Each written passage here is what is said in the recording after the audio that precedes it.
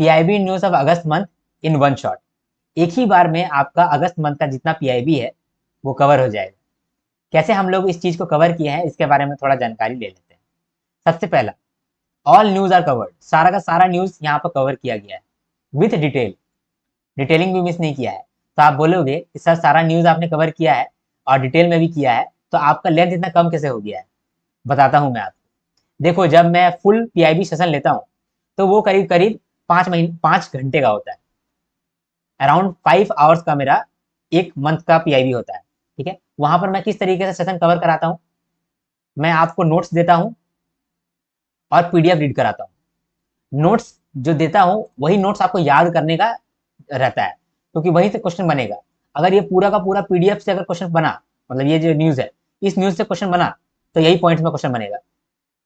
इस तरीके से मैं पढ़ाता हूँ। तो इसीलिए मैं कहता हूँ कि मेरा जो सेशन है वो 5 घंटे का हो जाता है, खींच जाता है फुल सेशन। लेकिन यहाँ पर चूंकि मैं वन शॉट वीडियो लेकर के आया हूँ, तो मैं सिर्फ ये कवर करता हूँ, ये वाला, जो कि एग्जाम के लिए इंपॉर्टेंट है, एग्जाम के लिए याद करने के लिए जरूरी है। बाकी मैं इसको कवर नहीं करता हूँ। ठीक है, तो अगर मान लो कि आप पहली बार पीआईबी का सेशन देख रहे हो, तो उस केस में ये वाला वीडियो आप देख लो, जिससे कि आपका पूरा का पूरा जो इंपॉर्टेंट पोर्शन है वो कवर हो जाएगा। साथ में पीडीएफ भी रीड कर लेना। पीडीएफ रीड करना बहुत जरूरी है, क्योंकि पीडीएफ में आपका वर्डिंग्स होता है। ये जो वर्डिंग्स है यहीं से तो क्वेश्चन बनेगा।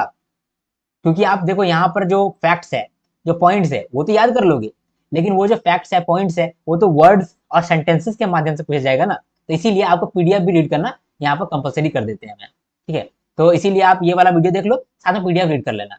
अगर आप पहली बार देख रहे हो पीआईबी ऑफ अगस्त महीने का, अगर आप पीआईबी अगस्त महीने का पहले देख चुके हैं मेरा वीडियो और फिर देख रहे हैं, तो सिर्फ आप वन शॉट वीडियो देखो, आपका काम हो जाएगा।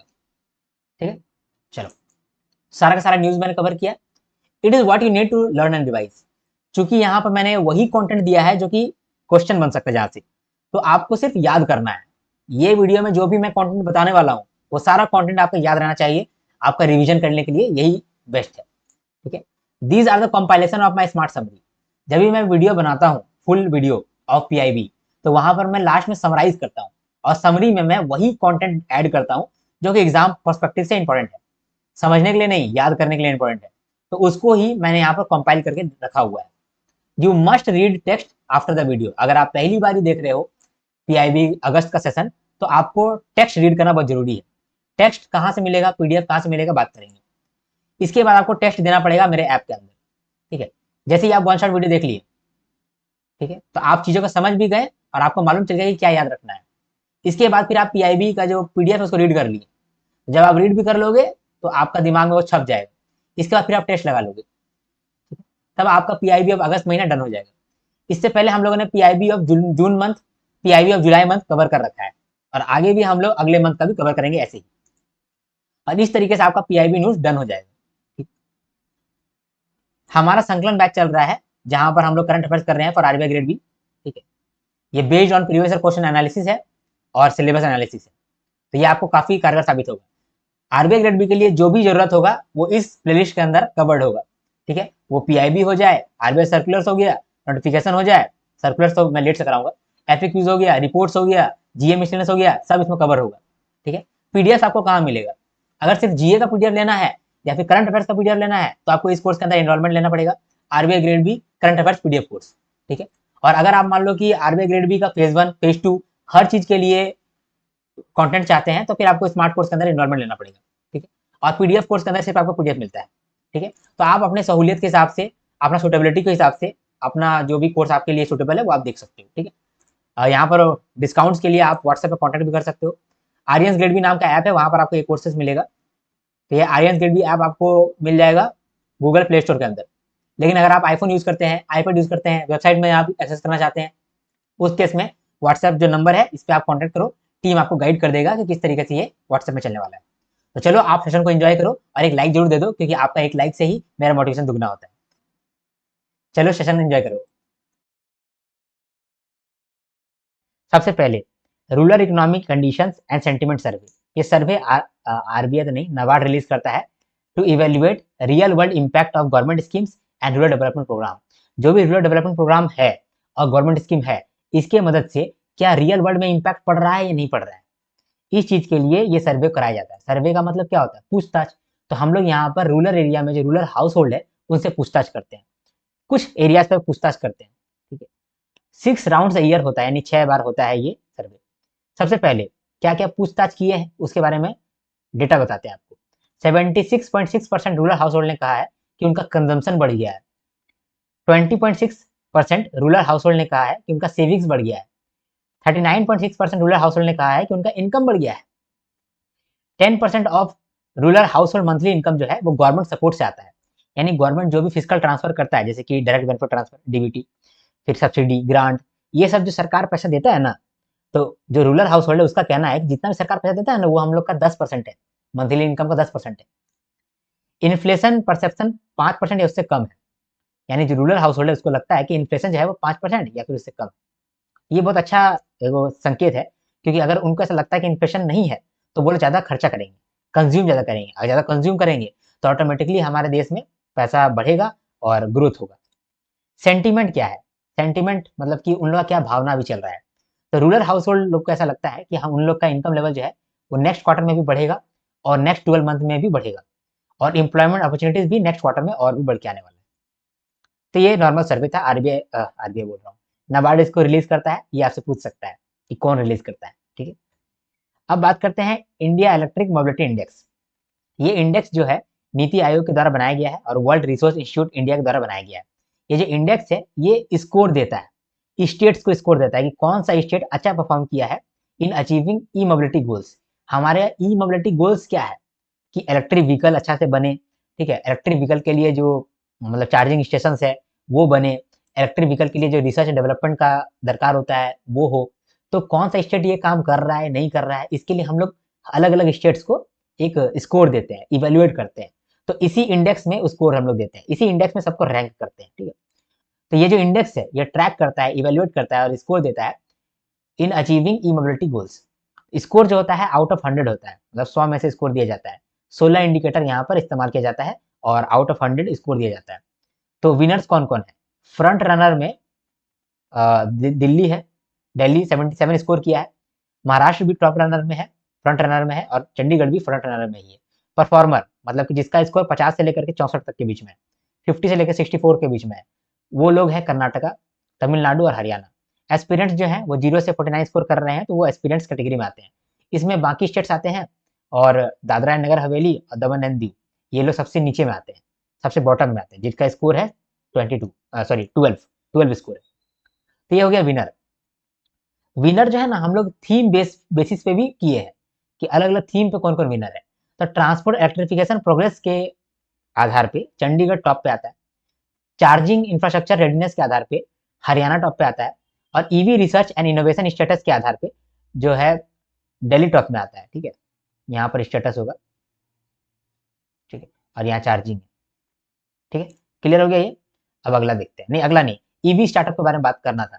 ईवी स्टार्टअप पे हम लोग इस पे भी देख रहे हैं कि कौन सा ऐसा स्टेट है जो कि ईवी स्टार्टअप में अच्छा स्कोर किया है। ईवी स्टार्टअप कैसे हम लोग मेजर कर रहे हैं?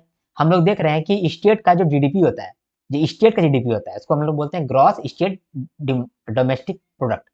तो जो स्टेट का जीएसडीपी होता है उसका पर ट्रिलियन रुपीज में कितना स्टार्टअप बना हुआ है ईवी वाला, ठीक है। फॉर एग्जाम्पल झारखंड, ठीक है। तो झारखंड में मान लो कि झारखंड का जो जीडीपी है जिसको हम लोग बोलेंगे ग्रॉस स्टेट डोमेस्टिक प्रोडक्ट, ये मान लो कि 2 ट्रिलियन है। तो और इसके पास जो है ईवी का स्टार्टअप जो है वो 2 है। तो इसका मतलब कि पर ट्रिलियन एक ही इसके पास ईवी का स्टार्टअप है, ठीक है। तो वही बोल रहे हैं कि पर ट्रिलियन रुपीज में कितना ईवी का स्टार्टअप बनता है, इस बेसिस पे हम लोग मेजर करते हैं कि ईवी स्टार्टअप कितना है। अब मेजर करके क्या करते हैं, स्कोर देते हैं आउट ऑफ 100, ठीक है। तो आउट ऑफ 100 हरियाणा, महाराष्ट्र, तेलंगाना और दिल्ली, इनको 100 स्कोर मिला है, 100 आउट ऑफ 100, ठीक है। याद रखिएगा इसको, किसको किसको मिला है? हरियाणा को, महाराष्ट्र को, तेलंगाना को, दिल्ली को। और जीरो भी बहुत सारे स्टेट स्कोर किया है, 8 स्टेट्स और यूनियन टेरिटरीज जो है मिल करके 0 स्कोर किया, ठीक। अगला देखते हैं कला संस्कृति विकास योजना। देखो यहाँ पर हम लोग कला संस्कृति का विकास करना चाहते हैं, इसीलिए योजना बनाए हैं। तो कैसे हम लोग विकास करेंगे? फाइनेंशियल असिस्टेंस देंगे। तो ये जो स्कीम है इसमें हम लोग फाइनेंशियल असिस्टेंस देते हैं इंडिविजुअल्स को और ऑर्गेनाइजेशन को in the field of performing art and culture. जो भी आर्ट और कल्चर को परफॉर्म करता है उसके लिए हम लोग कुछ फाइनेंशियल असिस्टेंस देते हैं, ताकि उस असिस्टेंस का मदद से वो अपना और रिसर्च कर पाए अपने कल्चर में, अपने आर्ट में, और कंटिन्यू रख पाए जो भी वो कर रहा है, उसको छोड़ना ना पड़े पैसों की तंगी की वजह से, इसीलिए हम लोग फाइनेंशियल असिस्टेंस दे रहे हैं। तो ये जो है ना, ये अम्ब्रेला स्कीम है, कला संस्कृति विकास योजना, ये अम्ब्रेला स्कीम है। इसके अंदर ना 1 2 3 4 5 गो स्कीम है, सब स्कीम तो देखते हैं उसको। ठीक है, मतलब 5 स्कीम। पहला है financial assistance to promotion of guru shishya परंपरा। देखो थिएटर, अभी भी थिएटर होता है, थिएटर मतलब कि एक ऐसा स्टूडियो जहाँ पर ड्रामा होता है, शो होता है, तो उस तरह का मतलब एरिया को बोलते हैं थिएटर। थिएटर में ना शो होता है, अलग अलग शोज, तो वहां पर एक गुरु होते हैं और उनका बाकी शिष्य होता है। तो यहाँ पे बोला है जो गुरु है ना, उसको पर ईयर 15,000 पर मंथ करके उसको मिलेगा। मतलब 1 साल में, 1 साल के लिए एक गुरु को 15,000 पर मंथ करके मिलेगा। और उसका अगर शिष्य है, शिष्य को भी पैसा मिलेगा। तो मैक्सिमम 18 शिष्य को पैसा मिल सकता है। कितना मिलेगा? 2,000 से लेकर के 10,000 पर मंथ मिलेगा, डिपेंडिंग ऑन द एज। ठीक है, लेकिन कंडीशन है कि ये जो थिएटर है, ये थिएटर कम से कम 2 शो तो करेगा ही साल में। साल में 2 शो इसको करना पड़ेगा और 1 शो जो है वो न्यू शो होना चाहिए इसका। ठीक है, तो ये हो गया हमारा एक स्कीम। दूसरा स्कीम को देखते हैं, construction of Tagore cultural complexes. Rabindranath Tagore के नाम पे हम लोग ना बड़ा बड़ा ऑडिटोरियम बनाना चाहते हैं, कल्चरल स्पेसेस बनाना चाहते हैं जहाँ पर इवेंट्स हो सकेगा। ठीक है, तो उस सिनेरियो में, उस केस के लिए हम लोग पैसा दे रहे हैं, सरकार पैसा दे रहा है। कितना ग्रांट दे रहा है? अप टू 15 करोड़, 15 करोड़ का ग्रांट दे रहा है, जिसमें से कि 10% स्टेट्स देगा और 90% सेंटर देगा। ठीक है, अलग अलग स्टेट में ये कॉम्प्लेक्स बनेगा, तो जिस स्टेट में बनेगा उस स्टेट का जो स्टेट गवर्नमेंट होगा वो 10% खर्चा बेयर करेगा और 90% खर्चा बेयर करेगा सेंटर। ये जो ग्रांट देने वाला है ये अप टू 15 करोड़ है। ठीक है, इसके बाद अगला देखते हैं, financial assistance for promotion of art and culture. ठीक है, ये स्कीम में क्या है? इस स्कीम में भी हम लोग फाइनेंशियल असिस्टेंस दे रहे हैं। पहले देखते हैं financial assistance to cultural organisation national presence. ऐसा कल्चरल ऑर्गेनाइजेशन जिसका नेशनल प्रेजेंस है, मतलब पूरा इंडिया में उसका पहचान है, तो उस तरह के इंस्टीट्यूशन को स्ट्रॉन्ग बनाने के लिए, रिनोवेशन करने के लिए और थोड़ा सा डेवलप करने के लिए हम लोग 1 करोड़ का ग्रांट दे रहे हैं। और अगर मान लो कुछ ऐसा कल्चरल ऑर्गेनाइजेशन है जो कि नेशनल लेवल पे बहुत ज़्यादा सिग्निफिकेंट है, उस केस में, यानी कि एक्सेप्शनल केस में, उनको 5 करोड़ रुपया भी दे सकते हैं। ठीक है, इसके बाद कल्चरल फंक्शन अरेंज करने के लिए प्रोडक्शन ग्रांट दे रहे हैं। ठीक है, बहुत सारा एनजीओ होता है, ट्रस्ट होता है, यूनिवर्सिटी होता है जो कि वर्कशॉप ऑर्गेनाइज करता है, सेमिनार करता है, फेस्टिवल अरेंज करता है, तो उन लोग को हम लोग पैसा दे रहे हैं, 5 लाख रुपए पर प्रोजेक्ट। लेकिन एक्सेप्शनल केस में 20 लाख रुपए तक दे सकते हैं। ठीक है, इसके बाद तीसरा तीसरा है preservation and development of Buddhist and Tibetan organisation. जो भी बुद्धिस्ट और टिबेटियन ऑर्गेनाइजेशन होता है वो जो है हमारा कल्चर को दिखाता है। ठीक है, तो वो जो कल्चर है उसको हम लोग प्रिजर्व करना है और डेवलप करना है, तो उसके लिए सरकार 30 लाख रुपया पर ईयर देता है। ठीक है, और एक्सेप्शनल केस में 1 करोड़ तक जा सकता है। ठीक है, to research preservation and organisation, organising festivals. ठीक, इसका चौथा स्कीम क्या है? Preservation and development of cultural heritage in Himalayas of Himalaya. देखो हिमालय का भी कल्चर अलग है बहुत, तो उसके लिए हम लोग जो कि हिमालयन रेंज में स्टेट्स है उनको कुछ पैसा दे रहे हैं ताकि वहाँ का जो कल्चर है वो डेवलप हो सके, प्रिजर्व हो सके। तो कौन कौन सा स्टेट है? जम्मू कश्मीर, हिमाचल प्रदेश, उत्तराखंड, सिक्किम और अरुणाचल प्रदेश। ठीक है, अरुणाचल प्रदेश, इन लोग का 10 लाख रुपया हम लोग दे रहे हैं। सब यहाँ पर 1 साल का बात हो रहा है। ठीक है, 10 लाख रुपए दे रहे हैं इसको और अप टू 30 लाख दे सकते हैं। Building grant. ठीक है, नया नया स्टूडियोज बनाने के लिए, थिएटर्स बनाने के लिए हम लोग पैसा दे रहे हैं। तो मेट्रो सिटी के अंदर 50 लाख रुपए देंगे और नॉन मेट्रो सिटीज के अंदर 25 लाख रुपए देंगे। ठीक, तो ये हो गया। अब देखते हैं तीसरा सब स्कीम, मतलब तीसरा स्कीम देखते हैं, scheme for scholarship and fellowship of promotion of art and culture. Art and culture को प्रमोट करने के लिए स्कॉलरशिप और फेलोशिप हम लोग दे रहे हैं। जो आउटस्टैंडिंग पर्सन होगा, जो कि आर्ट और कला में एकदम निपुण है, बहुत अच्छा है, तो उस तरह के लोगों को हम लोग कुछ पैसा देंगे ताकि वो लोग जो कर रहे हैं वो आगे कंटिन्यू रखे और रिसर्च कर पाए। तो 400 फेलोशिप पर ईयर हम लोग दे सकते हैं। 200 दे सकते हैं जूनियर फेलोशिप और 200 दे सकते हैं सीनियर फेलोशिप। जूनियर फेलोशिप जो देंगे वहाँ पर 10,000 पर मंथ हम लोग देंगे उसको 2 साल के लिए, और जो सीनियर को फेलोशिप मिलेगा तो 20,000 पर मंथ उसको मिलेगा 2 साल के लिए। तो ये तो कि जो आउटस्टैंडिंग पर्सन है उनके लिए। जो यंग आर्टिस्ट है जिनका एज जो है 18 से लेकर 25 ईयर्स के बीच में है, तो उनको भी 400 स्कॉलरशिप पर ईयर मिल सकता है।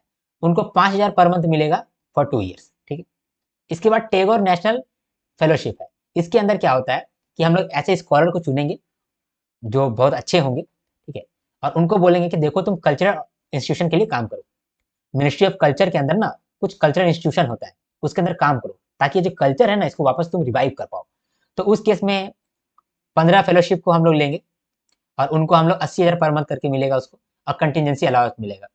ये 2 साल के लिए होने वाला है, दोनों काम ये 2 साल के लिए होने वाला है, ठीक है, मैक्सिमम 2 साल के लिए होने वाला है। और जो 25 फेलोशिप है, 25 स्कॉलरशिप, सॉरी 25 स्कॉलरशिप है, वो जो है वो 50,000 पर मंथ करके होगा। इसमें भी कंटिजेंसी अलाउंस भी मिलेगा। ये दोनों जो है वो 2 साल के लिए मैक्सिमम करा सकते हैं। ठीक है, चलिए ये स्कीम भी हो गया। लास्ट स्कीम की बात करते हैं, financial assistance for veteran artist, यानी ऐसा आर्टिस्ट जो कि बहुत बूढ़े हो गए हैं, ठीक है, उनका 60 ईयर्स से ज़्यादा एज हो गया है, अभी जो है वो साल में 72,000 या फिर उससे कम कमाते हैं, तो उस केस में हम लोग उनको हेल्प करना चाहते हैं, सपोर्ट करना चाहते हैं फाइनेंशियली। तो उस केस में हम लोग उनको पेंशन के तरीके से 6,000 रुपये पर मंथ देने वाले हैं इस स्कीम के अंदर। ठीक है, समझ में आ गया आपको ये स्कीम? आगे बढ़ते हैं। अब देखते हैं हम लोग नेक्स्ट न्यूज़। इंडिया को ना $25 मिलियन ग्रांट मिला है under G20 pandemic fund project. ये पैंडेमिक फंड क्या है? देखो, पैंडेमिक फंड एक फंड है जो कि वर्ल्ड बैंक ने बनाया है। इस फंड में हम लोग पैंडेमिक से बचने के लिए पैसा इकट्ठा कर रहे हैं। ठीक है, 2022 में कोविड के बाद ये बना था फंड। इस फंड में हम लोग का मेन काम है कि हम लोग लॉन्ग टर्म फाइनेंसिंग करेंगे, लॉन्ग टर्म पैसा देंगे, उनको देंगे पैसा जो कि पैंडेमिक से प्रिपेयर रहने के लिए काम कर रहे हैं, पैंडेमिक पीपीआर के लिए काम कर रहे हैं। पैंडेमिक पीपीआर का मतलब कि पैंडेमिक प्रिवेंशन, प्रिपेयर्डनेस और रिस्पॉन्स, इसके लिए जो भी काम कर रहे हैं उनको हम लोग लॉन्ग टर्म लोन देंगे। अब इंडिया को ग्रांट मिला है 25 मिलियन का। ये जो पैंडेमिक फंड है, ये एक इंटरनेशनल मल्टीलैटरल फाइनेंसिंग मैकेनिज्म है जिसको वर्ल्ड बैंक ने अभी होस्ट किया है, और यहीं पर सारा पैसा वगैरह रहता है। ठीक है, मनी बहुत सारा कंट्री में से आता है, मल्टीपल डोनर कंट्री से आता है और ऑर्गेनाइजेशन से आता है, और ये पैसा वहां पर खर्च होता है जहां पर पैंडेमिक के लिए काम कर रहे हैं। तो इंडिया ने अप्लाई किया था, ठीक है, इंडिया में जो डिपार्टमेंट ऑफ एनिमल हस्बेंड्री और डेयरी है, इन्होंने अप्लाई किया था और इनको ग्रांट मिल गया है $25 मिलियन का। ठीक है, किस प्रोजेक्ट के लिए मिला है? प्रोजेक्ट का नाम है एनिमल हेल्थ सिक्योरिटी स्ट्रेंथनिंग। इसके अंतर्गत इंडिया क्या कर रहा है? बोल रहा है कि एनिमल का ही हेल्थ को ठीक करेंगे, तो ऑटोमेटिकली जो है, जो रिस्क है ना, जो एनिमल से वायरस पहुंच जाता है, पैथोजन आ जाता है एनिमल से ह्यूमन में, वो नहीं आ पाएगा, क्योंकि हम लोग पहले ही देख लेंगे कि कौन सा जानवर में क्या प्रॉब्लम आ रहा है, उसको ठीक कर देंगे। तो इसीलिए हम लोग एनिमल हेल्थ सिक्योरिटी स्ट्रेंथनिंग का प्रोग्राम लेकर के आए हैं, प्रोजेक्ट लेकर के आए हैं। इसके अंतर्गत लैब बनेगा, अलग अलग लैब बनेगा, साथ में हम लोग सर्वेलेंस को बढ़ाएंगे और अर्ली वार्निंग सिस्टम क्रिएट करेंगे। साथ में हम लोग जो है वो कैपेसिटी को बढ़ाएंगे, कॉम्पिटेंसी बढ़ाएंगे और ह्यूमन रिसोर्स को भी बढ़ाएंगे। ठीक है, ह्यूमन रिसोर्स से हम लोग को मालूम चलेगा कि कहाँ पर रिस्क आ सकता है, वो रिस्क को हम लोग कंप्लीट करेंगे, है ना, उसको रिस्क को मैनेज करेंगे। साथ में जो इंस्टीट्यूशन कैपेसिटी गैप्स है उसको भी हम लोग एड्रेस करेंगे। ठीक है, यानी जो रीजनल लेवल पे इंस्टीट्यूशन है, नेशनल लेवल पे इंस्टीट्यूशन है, उसमें इंफॉर्मेशन का फ्लो बढ़ाएंगे, ये सब काम करेंगे। ये जो प्रोजेक्ट है इंडिया का, इस प्रोजेक्ट को इम्प्लीमेंट कौन कर रहा है? Asian Development Bank, Food and Agriculture Organization and World Bank. तो सोचो, इतना बड़ा बड़ा इंस्टीट्यूशन इस प्रोजेक्ट को ऑलरेडी इम्प्लीमेंट कर रहा था, तो ऑटोमेटिकली इसको फंड मिलना था, तो फंड मिल गया। कहाँ से मिला? पैंडेमिक फंड से मिला। ये प्रोजेक्ट कब लॉन्च हुआ? 2024 में लॉन्च हुआ। आगे बढ़ते हैं ना, नेक्स्ट न्यूज देखते हैं। Schemes under NCDC. Recently PIB में ये जो एनसीडीसी है ना, नेशनल कोऑपरेटिव डेवलपमेंट काउंसिल, इन्होंने कहा कि हम लोग कोऑपरेटिव्स के लिए कुछ स्कीम्स लेकर के आए हैं, कुछ स्कीम्स ऑपरेशनल। चलो उसके बारे में समझते हैं। पहला है युवा सहकर। युवा सहकर में हम लोग क्या कर रहे हैं? हम लोग जो यूथ लेड कोऑपरेटिव है, जो नया कोऑपरेटिव बना है या फिर यूथ लेड कोऑपरेटिव बना है, तो उसको हम लोग कंसेशनल फाइनेंस दे रहे हैं, उनको लोन का सुविधा पहुंचा रहे हैं, ताकि वो लोग जो है टेक्नोलॉजी पे काम कर सके, इंफ्रास्ट्रक्चर पे काम कर सके, और वर्किंग कैपिटल उनके पास हो, ताकि वो लोग और डेवलप कर सके, ऑपरेशन में कोई प्रॉब्लम ना आए। दूसरा है आयुष्मान सहकर। इसमें हम लोग जो कोऑपरेटिव हॉस्पिटल्स होता है, कोऑपरेटिव क्लिनिक होता है, कोऑपरेटिव मेडिकल कॉलेज होता है, उनको लोन्स देते हैं, है ना, ताकि आगे जाकर के बेनिफिट हो सके। नंदिनी सहकर, इसमें जो वुमेन लेड कोऑपरेटिव्स है, उनको फाइनेंस दिलाने में हम लोग हेल्प करते हैं, फाइनेंस इन डेयरी सेक्टर, हैंडीक्राफ्ट सेक्टर और फूड प्रोसेसिंग सेक्टर और सर्विसेज सेक्टर। इसको डिजिटल सहकर। डिजिटल सहकर में हम लोग क्या कर रहे हैं? फाइनेंशियल सपोर्ट दे रहे हैं, ताकि जो कोऑपरेटिव्स है वो लोग ईआरपी बना सके, एंटरप्राइज रिसोर्स प्लानिंग बना सके, एमआई सॉफ्टवेयर बना सके।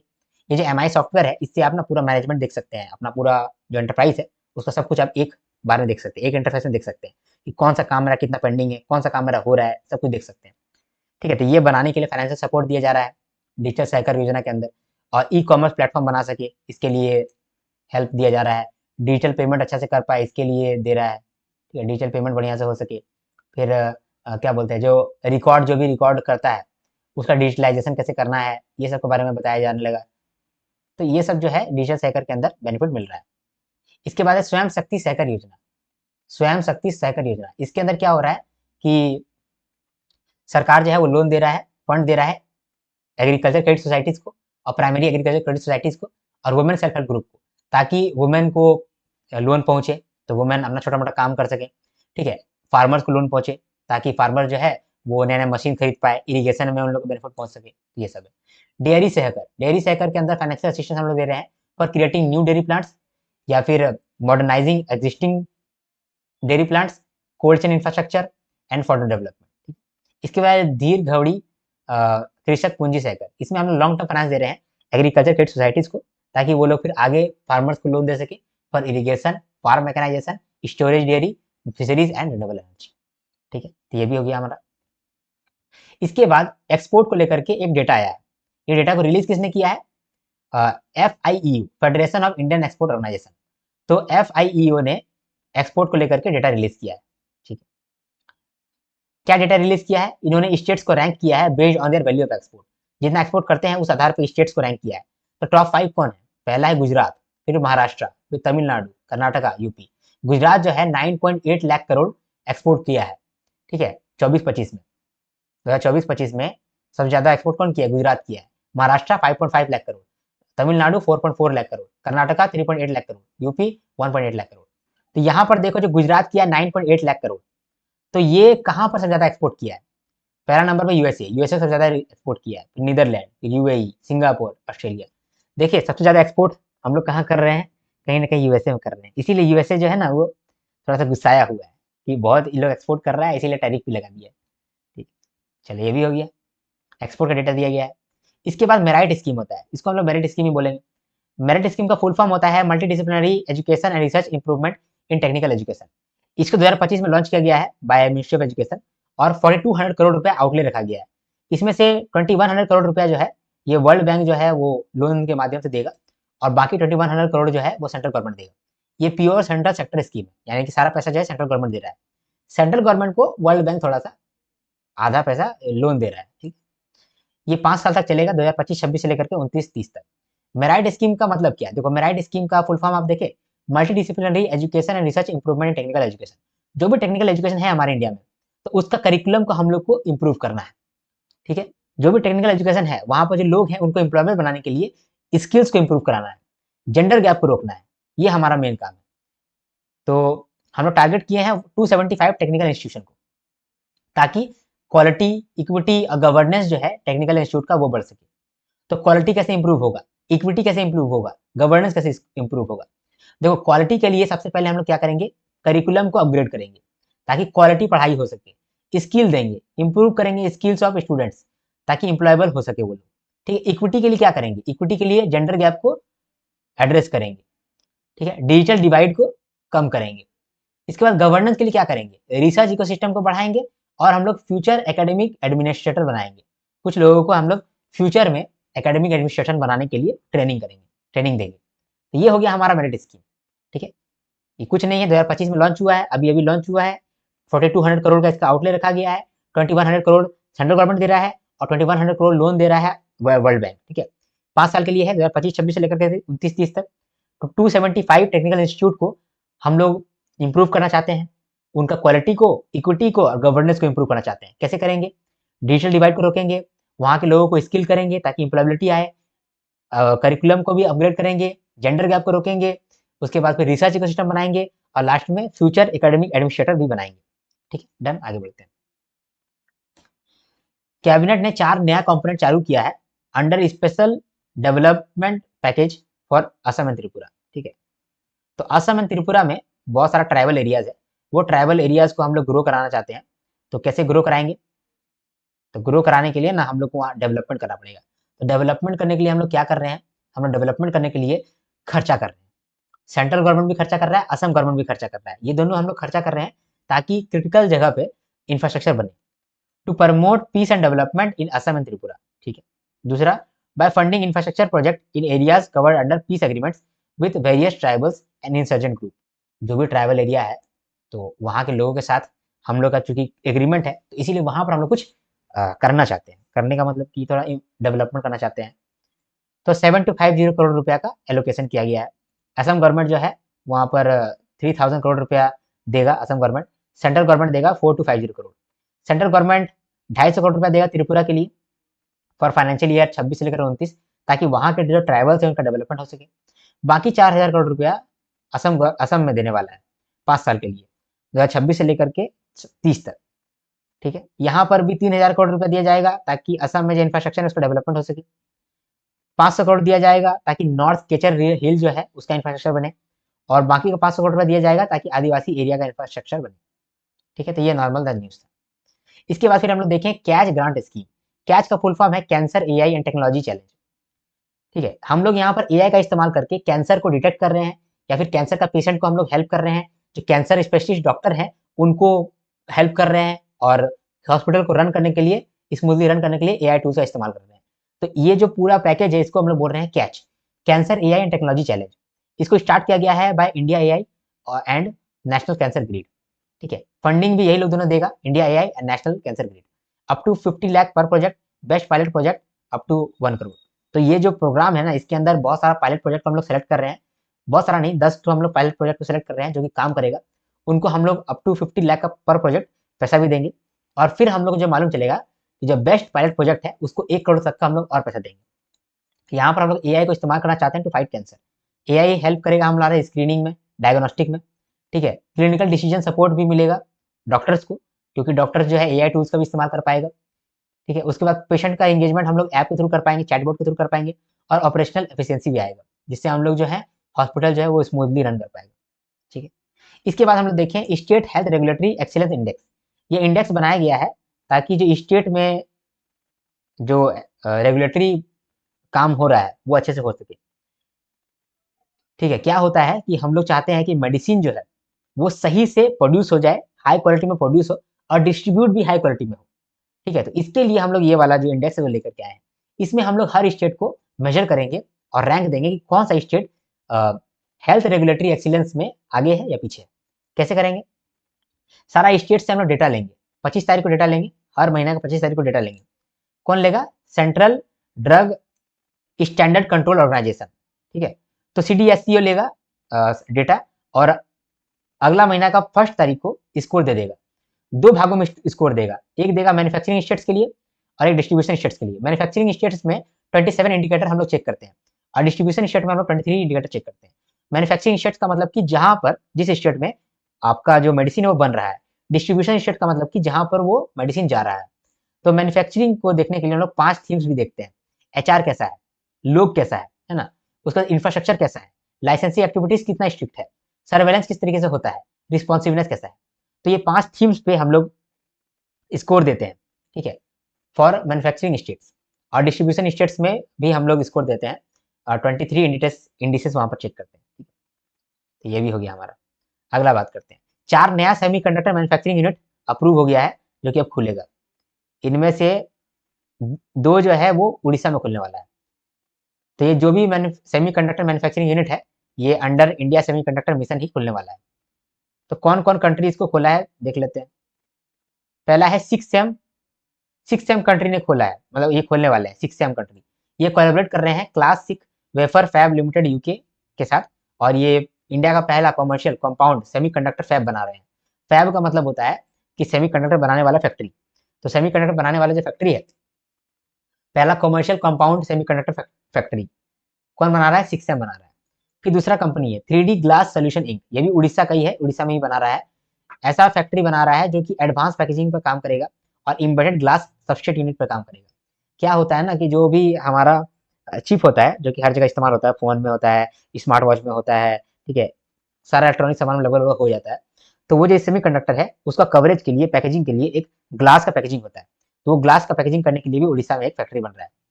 कौन बना रहा है? 3D glass solution Inc.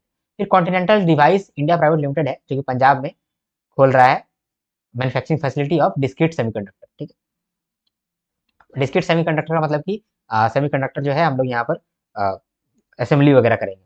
फिर है advance system in packaging tech. ठीक है, यहाँ पर भी हम लोग सेमीकंडक्टर बना रहे हैं, सेमीकंडक्टर मैन्युफैक्चरिंग फैसिलिटी बना रहे हैं with the help of south Korea. ठीक है, आंध्र प्रदेश में। ये भी हो गया। अब यहाँ पर जो 4 गो मैन्युफैक्चरिंग यूनिट अप्रूव हुआ है इसमें कितना इन्वेस्टमेंट लगने वाला है? 4600 करोड़ इसमें इन्वेस्टमेंट लगने वाला है, और इसकी वजह से 2034 स्किल्ड जॉब भी बनेगा।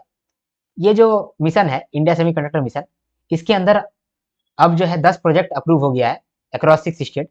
टोटल इन्वेस्टमेंट जो है वो 1.6 लाख करोड़ है। 2021 में ये लॉन्च हुआ था और इसका आउटले रखा गया है 76,000 करोड़।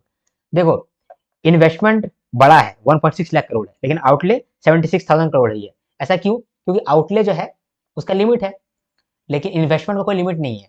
ठीक है, मतलब कि जो प्राइवेट कंपनी है वो भी तो इन्वेस्टमेंट कर रहा है, सरकार तो सिर्फ सपोर्ट कर रहा है, लेकिन प्राइवेट कंपनी जो भी इन्वेस्ट कर रहा है तो इन्वेस्टमेंट तो ज़्यादा ही रहेगा। इसलिए टोटल इन्वेस्टमेंट ज़्यादा है और आउटले कम है, इसमें आप कंफ्यूज मत हो जाना। ठीक है, चलो आगे बढ़ते हैं।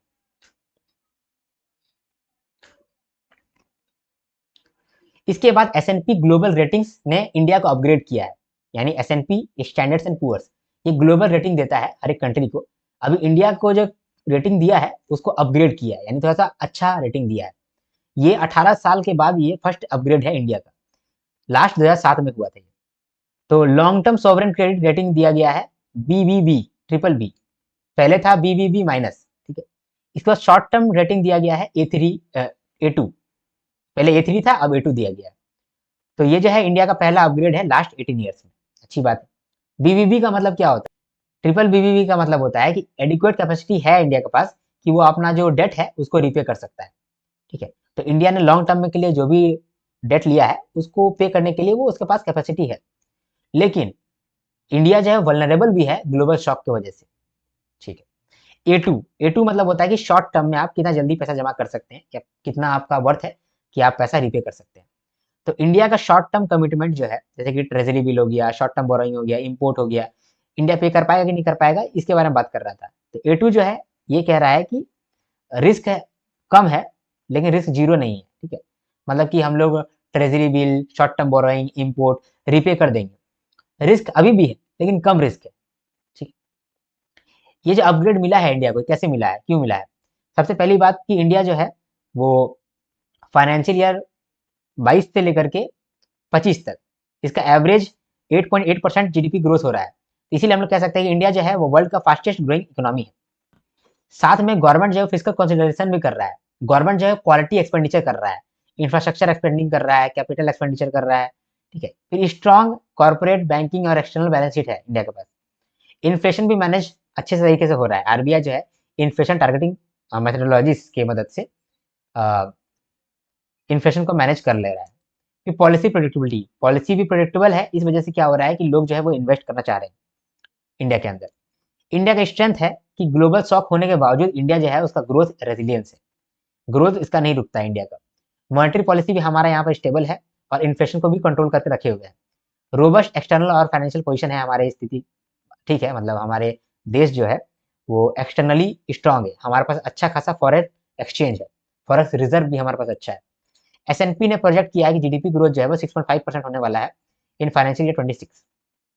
ठीक है, एक चीज करेक्ट कर लो, यहाँ पर जो मैंने बोला ना कि 8.8% एवरेज जीडीपी ग्रोथ है फाइनेंशियल ईयर 22 से लेकर के 25 तक, तो ऐसा मत करो, फाइनेंशियल ईयर 22 से लेकर के 24 तक लिख लो। ठीक है, इसको बस यहाँ पर लिख लो एडिशनली।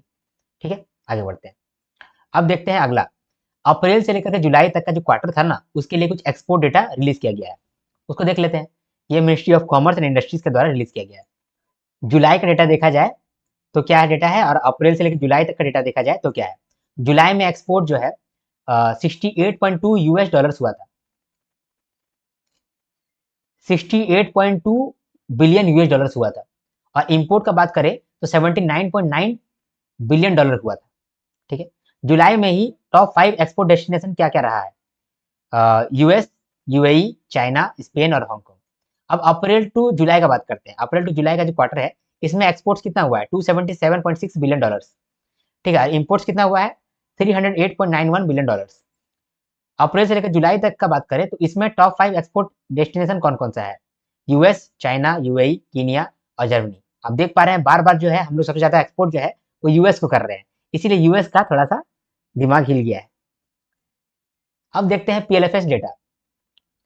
तो मॉस्पी ने Ministry of Statistics and Programme Implementation ने पीएलएफएस डेटा रिलीज किया है of quarter April to June. तो अप्रैल से जून का डेटा दिया गया है जहां पर बताया गया है कि लेबर फोर्स पार्टिसिपेशन रेट कितना है, वर्कर पॉपुलेशन रेशियो कितना है और अनएम्प्लॉयमेंट रेट कितना है। अब लेबर फोर्स पार्टिसिपेशन रेट का बात करते हैं। ठीक है, लेबर फोर्स पार्टिसिपेशन रेट का मतलब होता है कि कितने प्रतिशत लोग ऐसे हैं जो कि 15 साल के प्लस हैं, साथ में वो काम कर रहे हैं या फिर करना चाहते हैं, कितने परसेंट ऐसे लोग हैं। तो अर्बन एरिया में 50.6% ऐसे लोग हैं जो कि या तो काम कर रहे हैं या फिर करना चाहते हैं, और रूरल एरियाज में 57.1% है जो कि ऐसे लोग हैं जो कि काम कर रहे हैं या फिर करना चाहते हैं, और ओवरऑल जो है वो 55% है। वर्कर पॉपुलेशन रेशियो का मतलब कि कितने प्रतिशत लोग ऐसे हैं जो कि एक्चुअली में एम्प्लॉयड है। तो अर्बन में 47.1% और रूरल एरियाज में 54.4%। देखो रूरल एरियाज में ज़्यादा लोग एम्प्लॉयड है, ओवरऑल 52%। अनएम्प्लॉयमेंट रेट का बात करते हैं, कितने लोग अनएम्प्लॉयड है, लेबर फोर्स के अंदर कितने लोग अनएम्प्लॉयड है। अर्बन एरियाज में 6.8%, रूरल एरियाज में 4.8% और ओवरऑल 5.4%। रूरल एरियाज में देखा गया है कि रूरल एरियाज में सेल्फ एम्प्लॉयमेंट डोमिनेट करता है और वहां पर एग्रीकल्चर सेक्टर ही मेजर एम्प्लॉयर है। अर्बन एरियाज का बात करें तो अर्बन एरियाज में जो रेगुलर वेज या फिर सैलरी जॉब है वो डोमिनेट करता है, और यहाँ पर सर्विस सेक्टर जो है, टर्सरी सेक्टर जो है वो मेजर एम्प्लॉयर है। ओवरऑल देखा जाए तो 54 करोड़ लोग एम्प्लॉयड है। ठीक है, 54 करोड़ लोग एम्प्लॉयड है। मेल कितने एम्प्लॉयड है, 39.7 करोड़, और फीमेल कितने हैं, 16.7 करोड़। ठीक है, ये भी आपका हो गया। आगे बढ़ते हैं। इसके बाद स्वच्छ भारत मिशन ग्रामीण के लिए कुछ गाइडलाइन सेटअप किया गया है, मतलब कुछ फंडिंग दिया जा रहा है स्वच्छ भारत मिशन के अंदर। ठीक है, तो 3 कैटेगरी है, एक है वेस्ट मैनेजमेंट सिस्टम, दूसरा है ग्रे वाटर मैनेजमेंट एसेट, तीसरा है solid and liquid waste management asset. देखो वेस्ट मैनेजमेंट सिस्टम, वेस्ट जो है इसमें हम लोग सॉलिड वेस्ट को कंसिडर कर रहे हैं, हाउस होल्ड का सॉलिड वेस्ट को कंसिडर कर रहे हैं, जैसे कि प्लास्टिक वगैरह हो गया, बायोडिग्रेडेबल गार्बेज हो गया। ठीक है, ये सब हो गया हमारा waste management system. Grey water management का मतलब होता है कि जो ग्रे वाटर होता है वो होता है कि आप नहाने वाले पानी फेंक रहे हैं ना, तो नहाने का पानी फेंका गया वो ग्रे वाटर है। उसके बाद फिर आप मान लो कि कपड़ा धो रहे हैं तो वो भी पानी गया है, वो ग्रे वाटर है। और जो भी ऐसा पानी है जो कि टॉयलेट वाला पानी नहीं है तो उसको हम लोग ग्रे वाटर कहते हैं। ठीक है, ग्रे वाटर कहते हैं। और एक होता है ब्लैक वाटर, इसका मतलब होता है टॉयलेट वाटर। ठीक है, तो solid and liquid waste management, इसमें क्या आ गया, सारा तरीके का वेस्ट आ गया, solid garbage, grey water, black water from toilets, ये आ गया। तो तीनों चीज आप समझ पाए, ग्रे वाटर क्या होता है, सॉलिड एंड लिक्विड वेस्ट क्या होता है, और वेस्ट मैनेजमेंट क्या होता है। तो ये सब चीज पे फोकस करना है हम लोग को, और एसेट बनाना है। ठीक है, एसेट बनाएंगे और उस एसेट के लिए ही हम लोग पैसा दे रहे हैं। ठीक है, फंडिंग उसके लिए ही हो रहा है, यानी कि ये जो हाउस होल्ड सॉलिड वेस्ट है इसको टैकल करने के लिए हम लोग फंडिंग दे रहे हैं। ठीक है, कैसे टैकल करेंगे और फंडिंग से होगा क्या, फंडिंग जब दिया जाएगा सरकार के द्वारा तो यही वेस्ट को मैनेज करने के लिए कुछ कुछ सामान खरीदा जाएगा, कुछ कुछ एसेट लिया जाएगा, तो वो एसेट को लेने के लिए हम लोग फंडिंग दे रहे हैं। तो वो एसेट कौन कौन सा है, वेस्ट मैनेजमेंट सिस्टम के लिए हम लोग कॉम्पोस्ट पिट्स बनाएंगे, गड्ढा बनाएंगे, सेग्रीगेशन सेट्स बनाएंगे, ऐसा जगह बनाएंगे जहां पर हम लोग सेग्रीगेट करेंगे। ठीक है, रिन्यूएबल नॉन रिन्यूएबल को सेग्रीगेट करेंगे, और वेस्ट कलेक्शन व्हीकल भी खरीदेंगे। वेस्ट कलेक्शन व्हीकल का मतलब कि ज्यादा करके व्हीकल कलेक्ट करेंगे सारा कचरा को। तो ये सब के लिए सरकार पैसा दे रहा है। कितना पैसा देगा, अगर आपका विलेज का पॉपुलेशन 5,000 या फिर उससे कम है तो 60 रुपया पर कैपिटा दिया जाएगा।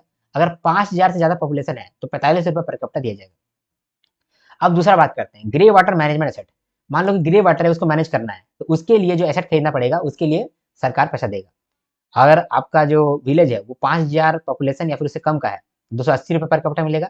और अगर 5,000 पॉपुलेशन ज़्यादा है तो उस केस में 660 पर कैपिटा मिलेगा। यहाँ पर आपको एसेट खरीदने का मौका मिलेगा कि आप स्मॉल ट्रीटमेंट प्लांट खरीद सकते हैं, सोप पिट्स बना सकते हैं, इरिगेशन के लिए इस्तेमाल करने के लिए, फिर आप उसको रिसाइकल कर सकते हैं। तीसरा है solid and liquid waste management. ठीक है, इसके लिए हम लोग कंपोस्ट पिट्स बना सकते हैं, सेप्टिक टैंक बना सकते हैं, सीवेज ट्रीटमेंट यूनिट्स बना सकते हैं, इंटीग्रेटेड ड्रेनेज बना सकते हैं। इसके लिए फंडिंग दिया जा रहा है मिनिमम 1 लाख पर विलेज। हर विलेज के लिए 1 लाख रुपए कम से कम मिलेगा ही, ये बेस एलोकेशन है, ज्यादा भी मिल सकता है, मिनिमम इतना मिलेगा। ठीक है, अब आगे बढ़ते हैं। आदि कर्मयोगी अभियान, आदि आदि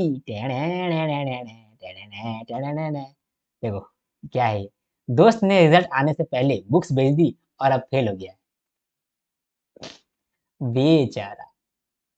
आ आ ठीक है, आदि कर्मयोगी अभियान, ये जो अभियान है ये आदि का अभियान नहीं है, ये दूसरा अभियान है। इसको रिलीज किया है, इसको लॉन्च किया है मोटा, मोटा ने लॉन्च किया इसको। मोटा का मतलब क्या होता है, मिनिस्ट्री ऑफ ट्राइबल अफेयर्स। ठीक है, 3 ऑब्जेक्टिव है इसका। पहला कि ट्राइबल लोगों को ना हम लोग पार्टिसिपेट करना चाहते हैं डिसीजन मेकिंग में। दूसरा दूसरा है कि हम लोग जो विलेज लेवल में लोग होते हैं ना, उनसे कनेक्ट कराना चाहते हैं ऑफिसर्स को। अगर ऑफिसर जो है वो विलेज लेवल कम्युनिटी के साथ कनेक्ट करेंगे तो क्या होगा कि वहाँ पर अच्छा डिसीजन लिया जाएगा। जो ऑफिसर है वो समझ पाएगा कि लोगों को चाहिए क्या, लोगों का इशू क्या है। ठीक है, दूसरा ऑब्जेक्टिव ये था। तीसरा ऑब्जेक्टिव है कि हम लोग लोकल लीडरशिप बनाना चाहते हैं। अगर हम लोग मान लो कि ट्राइबल एरिया से किसी को पकड़ेंगे, उसको ट्रेनिंग देंगे और लीडरशिप प्रोवाइड कर देंगे तो लीडर बन जाएगा। और वो लीडर बनेगा तो उसका बात सब मानेगा। ऑफिसर का बात सब नहीं मान रहा है लेकिन वो लीडर बनेगा ना, लीडर तो वही उन्हीं का कम्युनिटी का है, उसी जात का है, तो सबको उसका बात मानेगा। ठीक है, तो तीसरा ऑब्जेक्टिव है build local leadership and youth mentor in tribal dominated areas. ठीक है, तो बात करते हैं यहाँ पर कि हम लोग ये चाह रहे थे कि ऑफिसर्स और विलेज लेवल के जो लोग हैं वो आपस में बात कर सकें। तो इसके लिए हम लोग क्या करते हैं, ऑफिसर को बोले हैं कि तुम हर 14 दिन में, हर फोर्टनाइटली में आपको जा करके 1-2 घंटा समय बिताना पड़ेगा लोकल्स के साथ, ताकि उसका आप समय समझेंगे कि उनका क्या इश्यूज है, बातचीत करेंगे, कॉन्टैक्ट बढ़ाएंगे। इसको हम लोग बोल रहे हैं आदि सेवा समय। ठीक है, आदि सेवा केंद्र एक बनाया गया है जहाँ पर गवर्नमेंट ऑफिसर जो है वो 1 से 2 घंटा देगा फोर्टनाइटली लोकल्स का बात सुनने में, इशू समझने में। इसके बाद फिर हम लोग दूसरा ऑब्जेक्टिव बोले थे कि हम लोग जो है ना वो चाहते हैं कि जो ट्राइबल लोग हैं वो डिसीजन मेकिंग में आपस में आए। तो हम लोग जो ट्राइबल है उन लोग को मोटिवेट करेंगे कि तुम लोग आओ ग्राम सभा डिस्कशंस में मोटिवेट करो, मोटिवेशन लो, डिस्कशंस में मतलब पार्टिसिपेट करो। अगर पार्टिसिपेट करोगे तो हम लोग ये बना पाएंगे कि हम लोग का विजन 2030 है क्या, हम लोग को ट्राइबल विलेज किस तरह से बनाना है, ये बात होगा। और लास्ट में हम लोग लोकल लीडर्स को सेलेक्ट करेंगे और लोकल लीडर बनाएंगे। इसके बाद आदि सहयोगी, ये सब जो है ये वॉलंटियर्स भी हम लोग कॉल कर रहे हैं। आदि सहयोगी ऐसे मेंटर्स होंगे जो ये एजुकेटेड मेंटर होंगे, जैसे कि डॉक्टर्स, इंजीनियर्स, टीचर्स। ये लोग क्या करेंगे, वहाँ के जो भी ट्राइबल लोग हैं उनको एजुकेट करेंगे, मेंटरशिप प्रोवाइड करेंगे। आदि सती, आदि साथी। आदि साथी का मतलब हो गया कि जो ऑलरेडी सेल्फ हेल्प ग्रुप के जो ट्राइबल लीडर्स हैं ना, ट्राइबल एल्डर्स हैं, जो बड़े बड़े ट्राइबल लोग हैं, बुजुर्ग हैं, तो बुजुर्ग को हम लोग लेकर के आएंगे ताकि बुजुर्ग जो है हम लोग को हेल्प कर सके कि इम्प्लीमेंट करने में।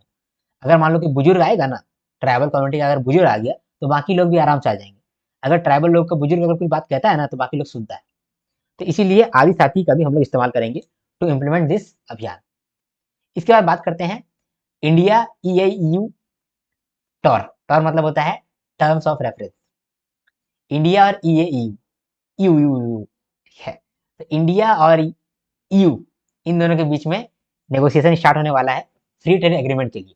अगर फ्री ट्रेड एग्रीमेंट होगा ना तो हम लोग ये जो EAU है वहां पर ज्यादा से ज्यादा हम लोग अपना एक्सपोर्ट कर पाएंगे, हमारे लिए बेनिफिट हो जाएगा।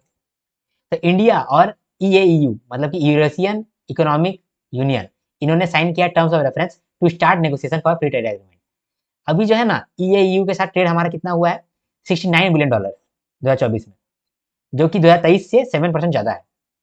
EAU क्या है, ये एक मतलब ट्रीटी है, एक बहुत सारा कंट्रीज का एक ग्रुप है। ठीक है, जहाँ पर ये ग्रुप में क्या होता है ना कि ट्रेड आसान रहता है, चीज़ों को भेजना और लाना आसान होता है, साथ में लोग भी जो है वो वीज़ा फ्री भी ट्रैवल इधर उधर कर सकते हैं। तो it makes easier for its members to trade with each other and move freely. Indian exporters will get easier and cheaper access. ये जो ट्रीटी है 2014 में साइन हुआ था और 2015 में ये फोर्स में आया।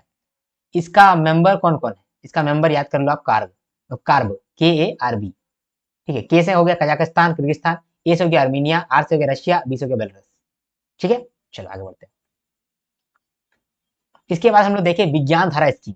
विज्ञान धारा स्कीम में हम लोग क्या चाहते हैं, हम लोग चाहते हैं कि हमारे देश में हम लोग रिसर्च डेवलपमेंट को आगे बढ़ाएं, विज्ञान का धारा बहाएं। तो कैसे करेंगे, तो हम लोग सबसे पहले लैब्स बनाएंगे, बहुत सारा साइंस एंड टेक्नोलॉजी के लिए लैब्स बनाएंगे।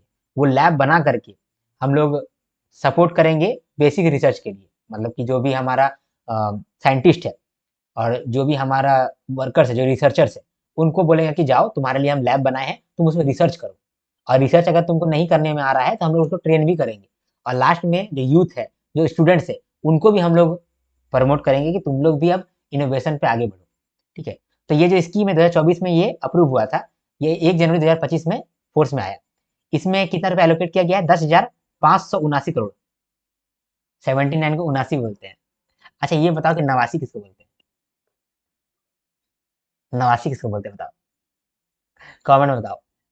चलो, ये जो स्कीम है इसके अंदर हम लोग क्या कर रहे हैं, हम लोग फंडिंग दे रहे हैं ताकि नया नया रिसर्च एंड डेवलपमेंट के लिए लैब बने और रिसर्चर को हम लोग ट्रेन करें ताकि हमारा रिसर्च डेवलपमेंट जो है और इनोवेशन जो है वो बूस्ट कर सके, प्रमोट कर सके। हमारा ऑब्जेक्टिव क्या है, ऑब्जेक्टिव है इंफ्रास्ट्रक्चर लैब्स बनाना है, ट्रेन करना है साइंटिस्ट को, इंजीनियर्स को, रिसर्चर्स को, ताकि फ्यूचर टेक्नोलॉजी पे काम कर सके, और इनकरेज करना है ताकि स्टूडेंट्स और यूथ जो है वो लोग भी सीख सके। तो ये जो स्कीम है इसका कंपोनेंट भी 3 कंपोनेंट है। एक है science and technology, institution and human capacity, यानी ह्यूमन कैपेसिटी को स्ट्रॉन्ग करो और इंस्टीट्यूशन कैपेसिटी को स्ट्रॉन्ग करो। रिसर्च एंड डेवलपमेंट का लैब बनाओ और साइंटिस्ट और रिसर्चर्स को ट्रेन करो। फिर रिसर्च एंड डेवलपमेंट करो, बेसिक रिसर्च करो, फिजिक्स केमिस्ट्री बायोलॉजी इसमें बेसिक रिसर्च करो। ट्रांसलेशनल रिसर्च करो, सस्टेनेबल एनर्जी पे और सस्टेनेबल वाटर में, यानी कि जो भी मान लो कि एचडीजी को लेकर के प्रॉब्लम है वो प्रॉब्लम को प्रैक्टिकली सॉल्व करो। प्रैक्टिकल होने को बोल रहे हैं हम लोग ट्रांसलेशनल रिसर्च। फिर मेगा फैसिलिटी है, उसका भी एक्सेस हम लोग देंगे रिसर्चर्स को और हमारे जो लैब टेक्नीशियन है उनको। इससे क्या होगा, बहुत बेनिफिट होगा। तीसरा कंपोनेंट है हमारा innovation, technology development and deployment. अब जो भी हमारे स्टूडेंट्स है उनको हम लोग को इंकरेज करना है, तो उन लोग को इंकरेज करेंगे, न्यू टेक्नोलॉजी डेवलपमेंट करवाने के लिए प्रमोट करेंगे और इनोवेशन के लिए प्रमोट करेंगे। ठीक है, अब देखते हैं परम रुद्र सुपर कंप्यूटर। अभी क्या है ना, हमारे देश में परम रुद्र सुपर कंप्यूटर बनने लगा है। ठीक है, तो अभी हम लोग डिप्लॉय किए हैं इसलिए हम लोग ये न्यूज को सुन रहे हैं। इंडिया सक्सेसफुली डिप्लॉयड परम Rudra super computer under national super computing mission. ये नेशनल सुपर कंप्यूटिंग मिशन क्या है, देखो हमारा देश में ना बहुत सारा ऐसा काम है जिसके लिए हम लोग को सुपर कंप्यूटर की जरूरत पड़ता है, लेकिन सुपर कंप्यूटर हम लोग के पास रहता नहीं है, हम लोग को बाहर से मंगाना पड़ता था। तो हम लोगों ने क्या किया, एक सुपर कंप्यूटिंग मिशन बनाया। इस मिशन के अंदर हम लोग चाहते थे कि हमारे देश में ही मतलब इंडिजीनियसली सुपर कंप्यूटर बनाया जा सके, ताकि जब सुपर कंप्यूटर मिलेगा ना तो हम लोग किसी देश पर डिपेंडेंट नहीं रहेंगे, और सुपर कंप्यूटर मिलेगा तो रिसर्चर, ठीक है, रिसर्च कर पाएंगे। ठीक है, तो इसके लिए ये मिशन आया। ये मिशन 2015 में आया था, इसको एक्सटेंड कर दिया गया है टिल 31 दिसंबर 2025। Ministry of electronics and IT और department of science and technology इनके द्वारा ये लॉन्च हुआ था। इसको इम्प्लीमेंट करने वाले भी यही लोग हैं, ministry of electronics and IT, department of science and technology, CDAC और आईआईएससी बेंगलुरु। हम लोग का ऑब्जेक्टिव है कि हम लोग जो है अपने रिसर्चर्स को, यूनिवर्सिटीज को और आईआईटीज को state of art computing facilities provide करें। पहले जो हमारे पास सुपर कंप्यूटर्स था बहुत कम था, तो सिर्फ इलाइट इंस्टीट्यूशन को ही हम लोग दे पा रहे थे सुपर कंप्यूटर्स, जैसे कि वो लोग रिसर्च कर पाएंगे। लेकिन अभी हम लोग ज़्यादा से ज़्यादा लोगों को दे सकते हैं, ज़्यादा ज़्यादा यूनिवर्सिटी को दे सकते हैं, रिसर्चर्स को दे सकते हैं। ठीक है, तो ये हमारा ऑब्जेक्टिव है। दूसरा ऑब्जेक्टिव है कि हम लोग ग्रैंड चैलेंजेस जो है साइंस एंड टेक्नोलॉजी में उसको सपोर्ट करना चाहते हैं। वेदर फोरकास्टिंग, ड्रग डिस्कवरी, क्या होता है ना, मान लो कि वैक्सीन बनाना है आपको, तो उसमें बहुत रिसर्च करना पड़ता है। वो रिसर्च जो है वो आप नॉर्मली कर नहीं पाएंगे अगर आपके पास सुपर कंप्यूटर नहीं है, तो सुपर कंप्यूटर का वहाँ जरूरत बहुत पड़ता है। तो उस केस में क्या होता है, सुपर कंप्यूटर हेल्प करता है। तो हम लोग जो वेदर फोरकास्टिंग है, ड्रग डिस्कवरी है, जो हैवी काम है, उसके लिए सुपर कंप्यूटर चाहिए होता है, तो हम लोग वो देने का ऑब्जेक्टिव रखे थे इस स्कीम के अंदर। लास्ट में हम लोग जो डिपेंडेंस है फॉरेन कंप्यूटर्स का, उस पर हम लोग कम डिपेंडेंस होना चाहते थे। तो ये 3 फेज में हम लोग इन चीज़ों को चला रहे थे और अभी हम लोग फेज 3 में। फेज 1 में हम लोग सोचे थे कि हम लोग जो है कुछ सुपर कंप्यूटर इंफ्रास्ट्रक्चर धीरे धीरे करके बनाएंगे। कैसे बनाएंगे, पहले हम लोग इंस्टॉल करो 6 सुपर कंप्यूटर। पहले हम लोग 6 सुपर कंप्यूटर मंगाए बाहर से, उसको इंस्टॉल किए, फिर समझे कि कैसे ये काम करता है। फिर फेज 2 स्टार्ट हुआ। फेज 2 में हम लोग इंडिजीनियस सुपर कंप्यूटर बनाने चालू किए। यहाँ पर हम लोग कंपोनेंट बाहर से मंगाते थे और यहाँ पर असेंबली लाइन से असेंबली करते थे। ये था हमारा फेज 2। इस समय फेज 2 के समय में हमारा एक सुपर कंप्यूटर बना था परम शिवाय। इसके बाद फेज 3 चालू हुआ। यहाँ पर हम लोग डिजाइन, डेवलपमेंट, सारा कंपोनेंट, सारा मैन्युफैक्चरिंग A to Z हम लोग इंडिया में करने लगे बिना किसी का डिपेंडेंसी के। तो उसको ही हम लोग बोलने लगे फेज 3। यहाँ पर हम डिजाइन किए, डेवलप किए, मैन्युफैक्चरिंग किए, ऑल इन इंडिया। इसीलिए जब पहला हमारा बना है सुपर कंप्यूटर जो कि पूरा इंडिजिनियसली बना है, डिजाइन, कंपोनेंट सब इंडिया का है, उसका नाम है परम रुद्र। 2024 में बना था। अभी ये मुंबई, दिल्ली और कोलकाता में डिप्लॉयड है। ठीक है, टोटल हमारे पास 37 सुपर कंप्यूटर अभी हो गया है, जिसका टोटल कंप्यूटिंग पावर जो है 40 पेटाफ्लैप्स है। ठीक है, त्रिनेत्र नाम का एक सब कंपोनेंट है जो कि हम लोग फेज 2 के अंदर बनाए ताकि फेज 3 में हम लोग का हेल्प हो सके। ये त्रिनेत्र है, ये कम्युनिकेशन नेटवर्क है, कंप्यूटर नोड्स के बीच में बहुत फास्ट ये लोग कम्युनिकेशन करता है। ठीक है, ये भी हो गया हमारा। चलो, अब है हमारा लास्ट न्यूज। इंडिया जो है चेयरमैन बन गया है of executive board of Asia Pacific institute of broadcasting development. ये जो AIBD है, Asia Pacific institute for broadcasting development, ये एशिया पैसिफिक रीजन में जो भी ब्रॉडकास्टर्स है उनको ट्रेनिंग देता है, उनको पॉलिसी सिखाता है, पॉलिसी कैसे बनाना है, पॉलिसी कैसे फॉलो करना है, ठीक है, डॉक्यूमेंट्री वगैरह कैसे बनाना है, कोऑपरेशन किस तरह से कोऑपरेट करना है, ठीक है। जैसे कि मान लो कोई श्रीलंका का कोई एक डॉक्यूमेंट्री है, बहुत मस्त डॉक्यूमेंट्री है, श्रीलंका के बारे में बात कर रहा है, तो उसको हम लोग शेयर करेंगे इंडिया में, और किस तरीके से वो डॉक्यूमेंट्री है वो इंडिया में भी चलेगा। इंडिया में हम लोग एक बात कर रहे हैं कि किस तरीके से हम लोग यूपीआई का एकदम मस्त काम किए हैं। अब यूपीआई का इसके लिए हम लोग डॉक्यूमेंट्री बनाए हैं, तो ये जो डॉक्यूमेंट्री है ये किस तरीके से हम लोग किसी और देश में भी ब्रॉडकास्ट कर सकते हैं, इसके लिए जो ट्रेनिंग हुआ, पॉलिसी हुआ, कोऑपरेशन हुआ, ये सारा काम कौन करता है? Asia Pacific institute for broadcasting development, AIBD, ठीक है। टेक्निकल सपोर्ट भी देता है ब्रॉडकास्टर्स को एशिया पैसिफिक रीजन के अंदर, ठीक है। ये इसका काम है, AIBD का मेन काम है। 1977 में इसको स्टैब्लिश किया गया था, और फाउंड किसके द्वारा ये फाउंड किया गया था? इंटरनेशनल टेलीकॉम यूनियन, ठीक है, UNDP और यूनेस्को के द्वारा। इसका ऑफिस है मलेशिया के अंदर। 26 मेंबर है अभी इसका करंटली, इंडिया जो है फाउंडिंग मेंबर था। अभी जो है 23rd जनरल कॉन्फ्रेंस हुआ था AIBD का, कहाँ पर? फुकेट में, थाईलैंड में, जहाँ पर इंडिया को ये चेयरमैनशिप मिला है एग्जीक्यूटिव बोर्ड का, ठीक है। तो इंडिया का यहाँ पर थोड़ा सा क्या बोलते हैं, वट पड़ेगा। लास्ट 2016 में इनको मिला था चेयरमैनशिप इंडिया को, ठीक है। ये जो हमारा जनरल कॉन्फ्रेंस हो रहा था, इसका प्रेसिडेंट कौन है? गौरव द्विवेदी इसका प्रेसिडेंट है, ठीक है। चलो समराइज करते हैं आज जो भी हम लोग देखें। सबसे पहले हम लोग देखें सॉइल हेल्थ कार्ड स्कीम। ये स्कीम जो है 2015 में लॉन्च किया गया था by ministry of agriculture and farmers welfare के द्वारा। इसके बाद 2022-23 में ये राष्ट्रीय कृषि विकास योजना का एक पार्ट बन गया। ये सॉइल हेल्थ कार्ड है, ये है क्या? सॉइल हेल्थ कार्ड में आपको सॉइल का पूरा हेल्थ के बारे में ये रिपोर्ट बताता है। यानी सॉइल हेल्थ कार्ड जो है वो एक तरह का मेडिकल रिपोर्ट है सॉइल का, जो कि सॉइल के बारे में बताता है कि सॉइल के अंदर कितना मैक्रोन्यूट्रिएंट्स है, जैसे कि नाइट्रोजन, फास्फोरस, पोटेशियम, सल्फर, कितना माइक्रो न्यूट्रिएंट्स है, जैसे कि zinc, iron, copper, manganese, boron, और कितना अदर पैरामीटर्स है, जैसे कि pH, electrical conductivity, organic carbon. तो सॉइल के बारे में जो पूरा का पूरा रिपोर्ट कार्ड आपको बता दिया जा रहा है, तो उस रिपोर्ट कार्ड को बोल रहे हैं सॉइल हेल्थ कार्ड। हर 3 साल में ये सॉइल हेल्थ कार्ड बनता है। तो हर 3 साल में फार्मर्स के पास आते हैं और सैंपल कलेक्ट करके लेके जाते हैं गवर्नमेंट ऑफिशियल्स, है ना। तो मान लो कि आपका कोई भी एक लैंड है, उस लैंड में 4 कोना से और एक बीच से यहाँ से लेकर के जाएंगे मिट्टी का सैंपल, और उस मिट्टी का सैंपल को चेक करेंगे और फिर आपको उसका रिपोर्ट कार्ड मिल जाएगा। तो उस कार्ड को बोल रहे हैं हम लोग सॉइल हेल्थ कार्ड, ठीक है। अब कितना बड़ा ग्रिड बनाएंगे ये करने के लिए? हो सकता है ना इतना बड़ा ग्रिड बनाए, या फिर हो सकता है इतना बड़ा ग्रिड बनाए यहीं से सैंपल ले, या फिर हो सकता है इतना बड़ा सैंपल ले, या हो सकता है इतना बड़ा सैंपल ले, या फिर पूरा अर्थ का सैंपल ले ले, अर्थ का 4 कोना से खाली ले ले। तो कितना बड़ा हमारा ये होगा, लैंड का एरिया होगा जहां पर हम लोग सैंपल लेंगे। तो अगर इरिगेटेड एरिया है, यानी कि जहां पर आप पानी जाकर के सप्लाई करते हैं, आर्टिफिशियली पानी देते हैं, तो उस तरह का एरिया अगर होगा, तो हर 2.5 हेक्टेयर ग्रिड में आपका ये सैंपल कलेक्ट होगा 5 जगह, ठीक है।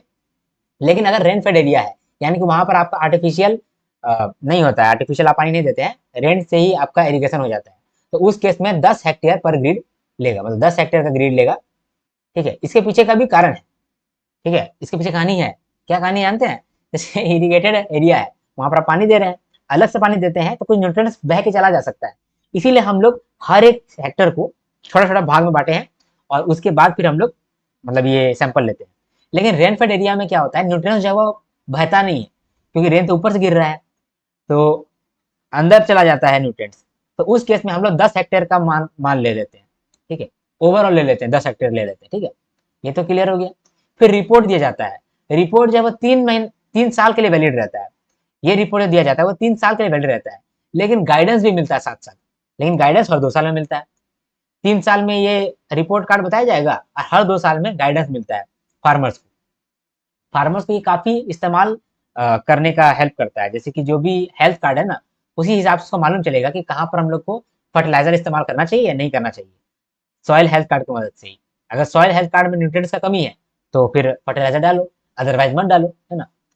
इसके बाद ऐसा भी तो हो सकता है कि जो भी हम लोग सैंपल कलेक्ट किए हैं वो थोड़ा मिसमैच हो गया हो, है ना, या फिर उसका हम लोग गलत चेकिंग कर लिए हो, तो उस केस में क्या होता है, 1% सैंपल का रीचेकिंग होता है, रीटेस्टेड होता है, ठीक है। और रिपोर्ट होता है वो 22 लैंग्वेज में पब्लिश होता है, ताकि कोई सा भी लैंग्वेज का लोग है वो समझ पाए। ठीक है, इसके बाद स्कूल में भी हम लोग ये प्रोग्राम को लेकर के आए हैं, ताकि जो स्कूल में क्लास 6 से 12 वाले बच्चे हैं वो भी सीख पाए कि हम लोग सॉइल के अंदर न्यूट्रिएंट्स देख रहे हैं और उन न्यूट्रिएंट्स का क्या बेनिफिट है। ठीक है, हम लोग 20 रूरल स्कूल में लैब सेटअप कर लिए हैं। ठीक है, यहाँ पर टीचर्स को भी हम लोग ट्रेनिंग दे रहे हैं। सॉइल हेल्थ कार्ड में कुछ अचीवमेंट भी है, जैसे कि 25 करोड़ कार्ड्स अभी तक डिस्ट्रीब्यूट कर लिया गया है। ठीक है, 1706 करोड़ रुपया स्टेट्स को दिया गया है। ठीक है, स्टेट्स को कैसे हम लोग रुपया देते हैं, सेंट्रल गवर्नमेंट क्या करता है, हर एक सैंपल के लिए 190 रुपीज देता है। तो उसी तरह से स्टेट को कितना पैसा मिल गया है, 1706 करोड़ रुपए मिल गया है। 1987 विलेज ऐसा है जो कि सॉइल फर्टिलिटी मैप्स रेडी किया हुआ है 21 स्टेट्स यूनियन टेरिटरीज के लिए। ठीक है, ये तो हो गया हम लोग का पहला न्यूज। अगला न्यूज देखते हैं। अटल पेंशन योजना के अंदर फेलिसिटेशन प्रोग्राम किया गया है पीएफआरडीए के द्वारा, यानी कि बहुत लोगों को अवार्ड मिला है। टोटल एनरोलमेंट कितना हुआ है अटल पेंशन योजना के तहत, 8 करोड़। ठीक है, जैसे कि अमिताभ बच्चन कहते हैं ना 7 करोड़, तो वैसे यहाँ पर 8 करोड़ अटल पेंशन योजना के अंदर एनरोलमेंट हो गया है। और हमारे इस ईयर में फाइनेंशियल 25 में 1 करोड़ 1.17 करोड़। ठीक है, वुमेन ने कितना एनरोलमेंट लिया है, 55%। जितना भी एनरोलमेंट हुआ है उसमें से वुमेन जो है 55% है, ये बहुत अच्छी बात है। बेस्ट परफॉर्मर्स कौन कौन से निकल के आए हैं, तो अलग अलग कैटेगरीज में अलग अलग लोग बेस्ट परफॉर्मर्स बन के आए हैं। पब्लिक सेक्टर बैंक के अंदर बोई, एसबीआई, बोई मतलब Bank of India, SBI, Punjab and Sind Bank, Union Bank, Indian Bank. ठीक है, प्राइवेट बैंक में आईडीबीआई बैंक आगे आता है। आरआरबीज के सेक्टर, आरआरबीज को अगर बात करा जाए तो हमारा झारखंड, मेरा झारखंड, झारखंड राज्य ग्रामीण बैंक, त्रिपुरा ग्रामीण बैंक, पंजाब ग्रामीण बैंक, आंध्र प्रदेश ग्रामीण बैंक और असम ग्रामीण बैंक। ठीक है, कोऑपरेटिव बैंक का देखा जाए बात तो Shri Mahila Seva Sahakari bank, Andhra Pradesh state cooperative bank, south Canara DCC bank और Mizoram cooperative apex bank, Sabarkantha DCC bank. ठीक है, इसके बाद गवर्नमेंट ने व्हीट स्टॉक लिमिट को रिवाइज किया है और अभी जो रिवाइज किया है ये 31 मार्च 2026 तक वैलिड रहेगा। ये व्हीट स्टॉक लिमिट क्या होता है, व्हीट का कोई जमाखोरी ना कर दे, इसके लिए हम लोग लिमिट सेट करते हैं। तो ट्रेडर और होलसेलर के लिए हम लोग कुछ लिमिट सेट करते हैं कि इससे ज्यादा तुम गेहूं अपने पास नहीं रखेगा। ठीक है, नहीं तो अगर मान लो कि कोई लिमिट सेट ना करे तो सब कोई गेहूं रखने लगेगा, और सब कोई अगर गेहूं रखने लगेगा तो गेहूं कम हो जाएगा। और गेहूं जो है एक गरीब आदमी भी खाता है, एक रईस आदमी भी खाता है, क्योंकि गेहूं से ही आपका रोटी बनता है, गेहूं से ही आपका मैगी वगैरह बनता है, तो गेहूं से ही सारा कुछ बन रहा है। और गेहूं ही अगर कोई रोक देगा तो उसका सप्लाई कम हो जाएगा, तो इन्फ्लेशन आ जाएगा। तो इसीलिए हम लोग व्हीट का स्टॉक लिमिट करते हैं, गवर्नमेंट व्हीट का स्टॉक लिमिट करता है to stop hoarding and speculation by trader, wholesaler, retailers, processor. ठीक है, अगर कोई वायलेशन होता है तो इसेंशियल कमोडिटीज एक्ट के तहत उसको प्रॉब्लम झेलना पड़ सकता है। एंटिटीज को अपना स्टॉक पोजीशन हर फ्राइडे को बताना पड़ता है ऑन व्हीट स्टॉक पोर्टल। ठीक है, व्हीट स्टॉक पोर्टल का पोर्टल है, वहां पर आपको वीकली में बताना पड़ता है कि आपके पास कितना स्टॉक रखा हुआ है व्हीट का। तो यहाँ पर लिमिट सेट किया गया है, उसको देख लो। अगर कोई ट्रेडर है या होलसेलर है, बगल का कोई दुकानदार है, तो वो मैक्सिमम 2000 मेट्रिक टन रख सकता है अपने पास। इसके बाद मान लो कोई रिटेलर है, आपका घर अगल बगल में दुकान नहीं है, छोटा मोटा दुकान जो रहता है, मान लो वो रिटेलर है, तो वो मैक्सिमम 8 मेट्रिक टन पर रिटेल आउटलेट वो रख सकता है। ठीक है, इसके बाद बिग चेन रिटेलर होते हैं, जैसे कि मान लो बिग बाजार हो गए, डी मार्ट हो गए, तो ये लोग बिग चेन रिटेलर है, इसका बहुत सारा रिटेल आउटलेट है। तो ये हर आउटलेट को जोड़ दो तो नंबर ऑफ आउटलेट निकल आ जाएगा। तो number of outlet multiplied by 8 metric per outlet, उतना मैक्सिमम ये लिमिट में रख सकता है वेट को।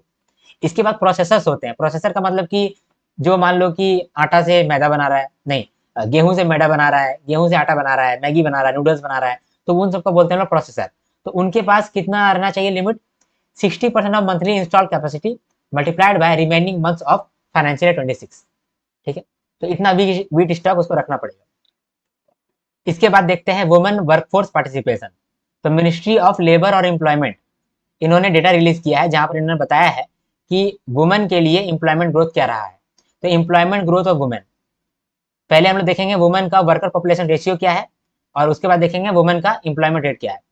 तो वुमेन जो है उनका वर्कर पॉपुलेशन रेशियो 40.3% है, यानी जितना भी वुमेन है 23-24 में 40.3% वुमेन काम कर रही है, और 2017-18 में सिर्फ 22% वुमेन थी जो कि काम कर रही थी। तो ये तो बहुत अच्छा जंप हुआ है। वुमेन अनएम्प्लॉयमेंट रेट का बात करें तो 2017-18 में वुमेन जो है 5.6% वुमेन अनएम्प्लॉयड रहती थी, अभी सिर्फ 3.2% वुमेन अनएम्प्लॉयड है।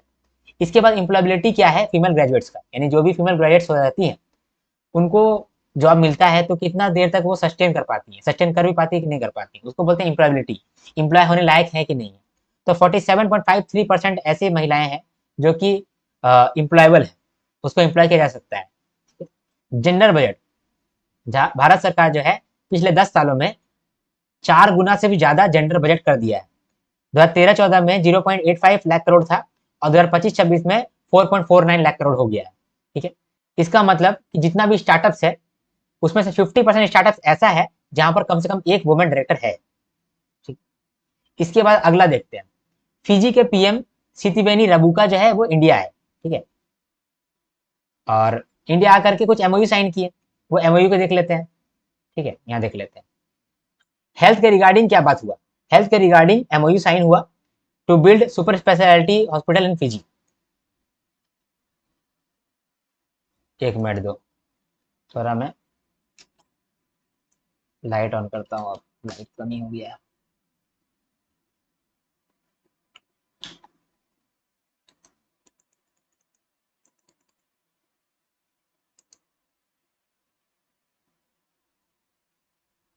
इसके बाद स्टैंडर्ड्स के लिए भी एक एमओयू साइन हुआ। ठीक है, ब्यूरो ऑफ इंडियन स्टैंडर्ड्स और Fiji department of national measurement के बीच में। साथ में स्किलिंग और अप स्किलिंग के लिए भी एक एमओयू साइन हुआ NIELIT और पैसिफिक पॉलिटेक्स के साथ। ठीक है, डेवलपमेंट के लिए भी एक एग्रीमेंट साइन हुआ। यहाँ पर कहा कि इंडिया जो है वो ग्रांट देगा QIP के लिए, क्विक इम्पैक्ट प्रोजेक्ट्स के लिए। इसके बाद डिप्लोमेसी का बेनिफिट इंडिया को मिलेगा, क्योंकि यहाँ तक इंडिया ने सिर्फ दे रहा था, इंडिया सिर्फ दे रहा है। फिजी में हॉस्पिटल भी बना दिया, फिजी के साथ स्टैंडर्ड्स के लिए एमओयू साइन कर लिया, क्विक इम्पैक्ट प्रोजेक्ट के लिए ग्रांट भी दे दिया। तब इंडिया को मिला क्या, सब इंडिया दे ही रहा है, तो इंडिया को मिला सपोर्ट। ठीक है, विलिमनी दोस्ती, डिप्लोमेसी वाला सपोर्ट मिला इंडिया को। स्पिरिट ऑफ फ्रेंडशिप का मतलब होता है, ठीक है, विलिमनी दोस्ती का मतलब होता है स्पिरिट ऑफ फ्रेंडशिप। तो एक कंट्री उसका दोस्त बन गया जो कि उसको सपोर्ट करेगा, ये इंडिया का बेनिफिट हुआ। साथ में कुछ और अनाउंसमेंट भी किया गया, जैसे फिजी जो है ना वो इंडो पैसिफिक ओशियन इनिशिएटिव को ज्वाइन किया है। ठीक है, क्वेश्चन आपसे पूछ सकता है इंडियन पैसिफिक ओशियन इनिशिएटिव क्या है। ठीक है, चलो इसके बाद हील इन इंडिया प्रोग्राम, इसके अंदर क्या है कि जो फिजियंस लोग हैं वो इंडिया में आकर के स्पेशलाइज ट्रीटमेंट ले सकते हैं। ठीक है, इंडिया वाला जा रहा है ट्रीटमेंट लेने के लिए जापान, और फिजी वाला आ रहा है इंडिया ट्रीटमेंट लेने के लिए। इंडिया जो है वो फिजी को एक क्रिकेट कोच भी देने वाला है। फिर साइबर सिक्योरिटी ट्रेनिंग सेल बनेगा फिजी के अंदर। ठीक है, इसके बाद PM स्वनिधि स्कीम जो है वो रिस्ट्रक्चर किया गया है। तो ये आपके एग्जामिनेशन पॉइंट ऑफ व्यू से बहुत बहुत बहुत ज्यादा इंपॉर्टेंट बन गया। ठीक है, पहले तो समझते हैं ये है क्या। PM Svanidhi scheme ministry of housing and urban affairs के द्वारा इसको रिलीज किया गया था, लॉन्च किया गया था 2020 में, ताकि कोलैटरल फ्री लोन दिया जा सके, वर्किंग कैपिटल लोन दिया जा सके स्ट्रीट वेंडर को, जो भी रेडी वाले होते हैं, ठेला वाले होते हैं, जिनको वर्किंग कैपिटल का नीड होता है डे टू डे बेसिस पे, तो उन लोगों को हम लोग लोन देते हैं। ठीक है, कोलैटरल फ्री, कोई भी कोलैटरल नहीं लेते हैं, साथ में कोई प्रोसेसिंग फीस भी नहीं लेते हैं, और जो भी इंटरेस्ट होता है उसको हम लोग सब्सिडी भी दे देते हैं through DBT, direct benefit transfer, और हर 6 महीने में डायरेक्ट बेनिफिट ट्रांसफर चला जाता है।